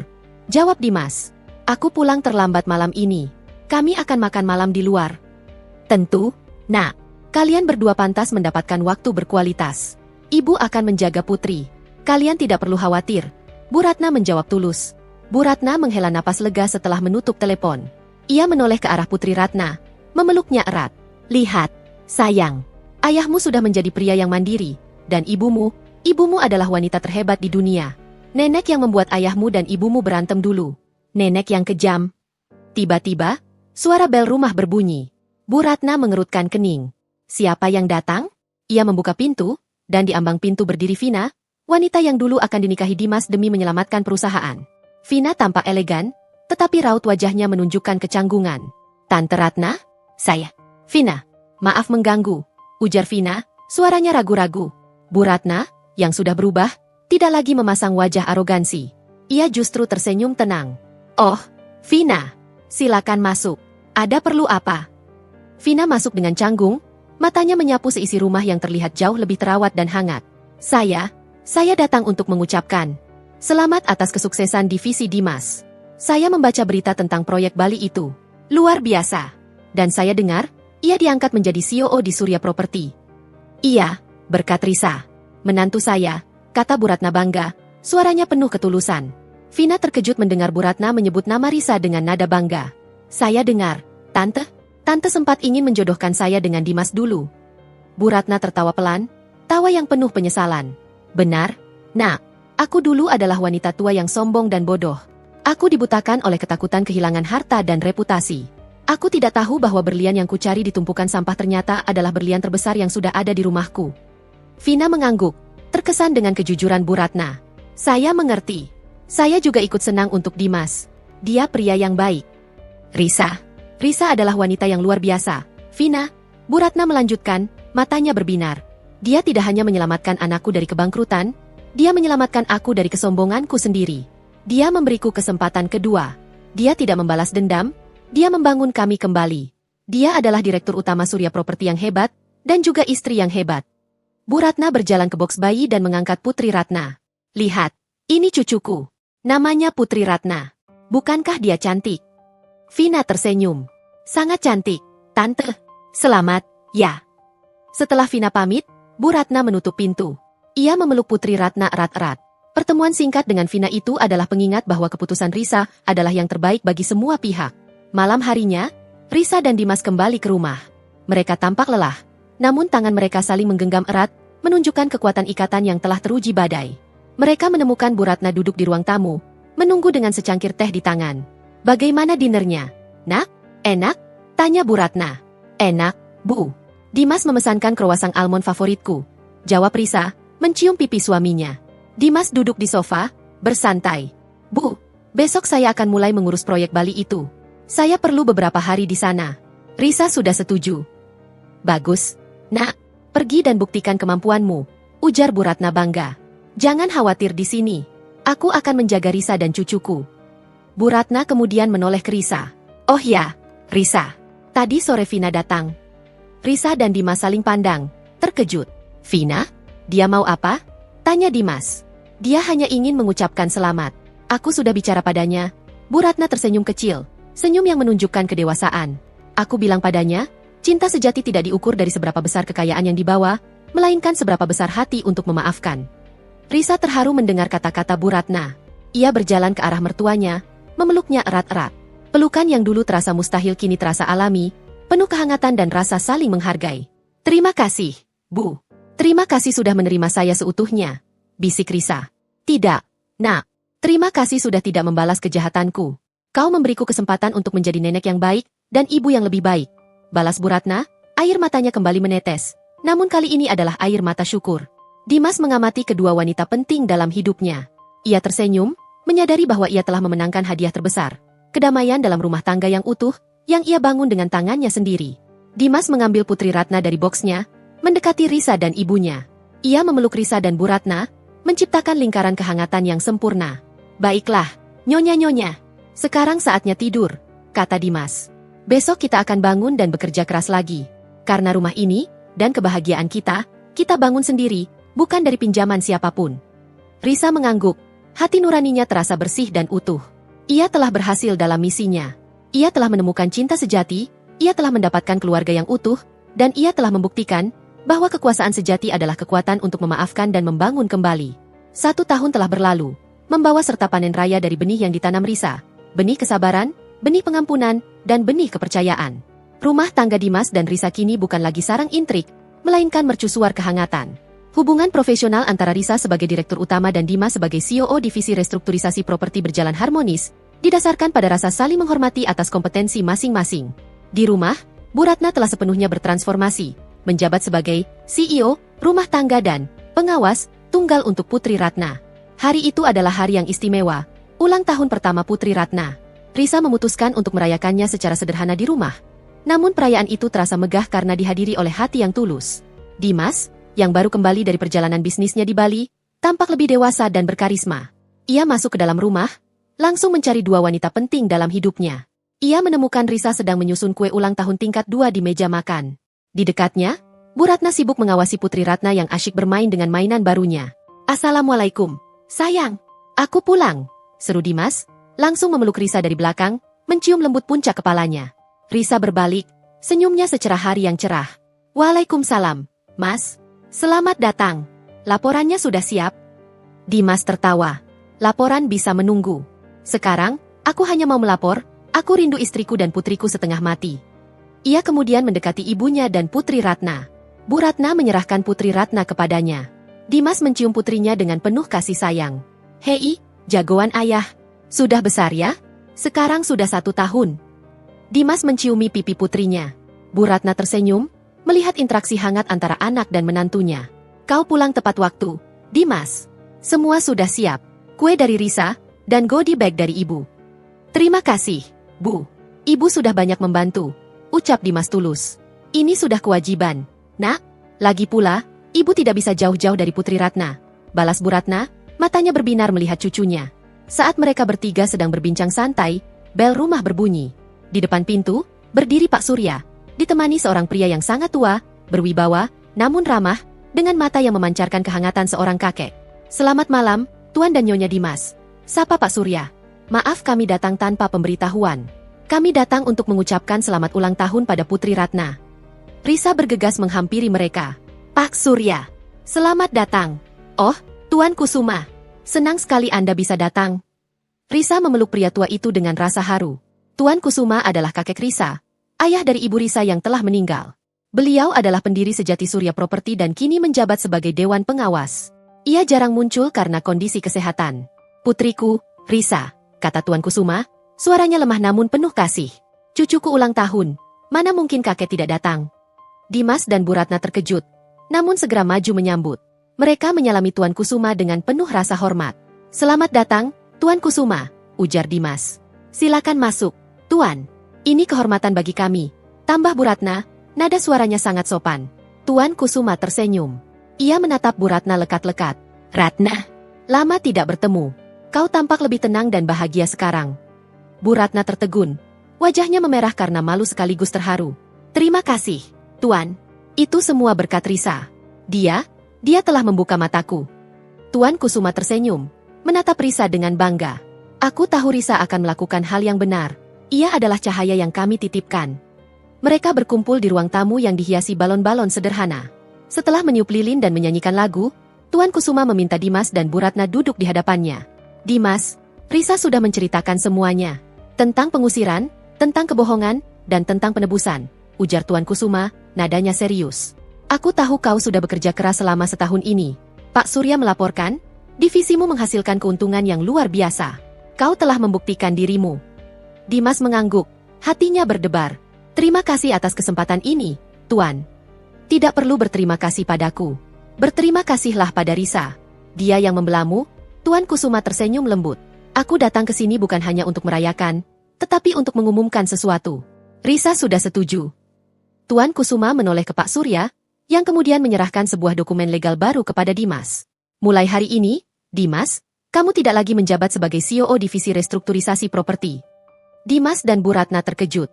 Bu Ratna menatap Risa dengan cemas, seolah takut drama pengusiran akan terulang.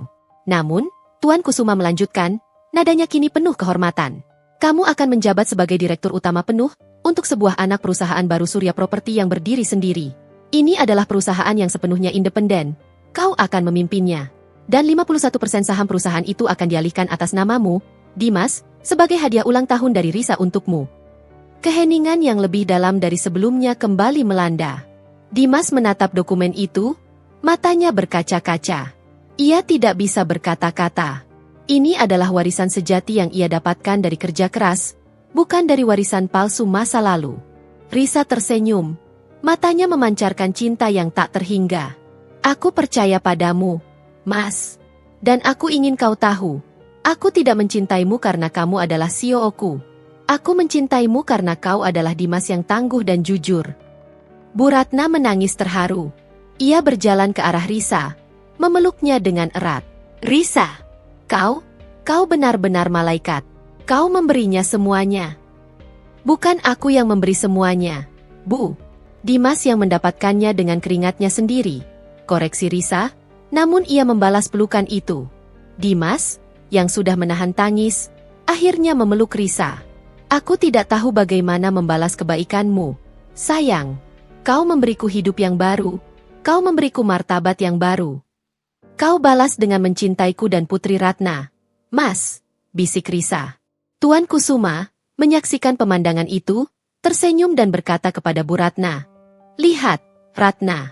Ini adalah warisan sejati. Bukan aset yang diwariskan dari darah, melainkan cinta, kepercayaan, dan kesempatan untuk berubah. Bu Ratna mengangguk, memeluk cucunya lebih erat.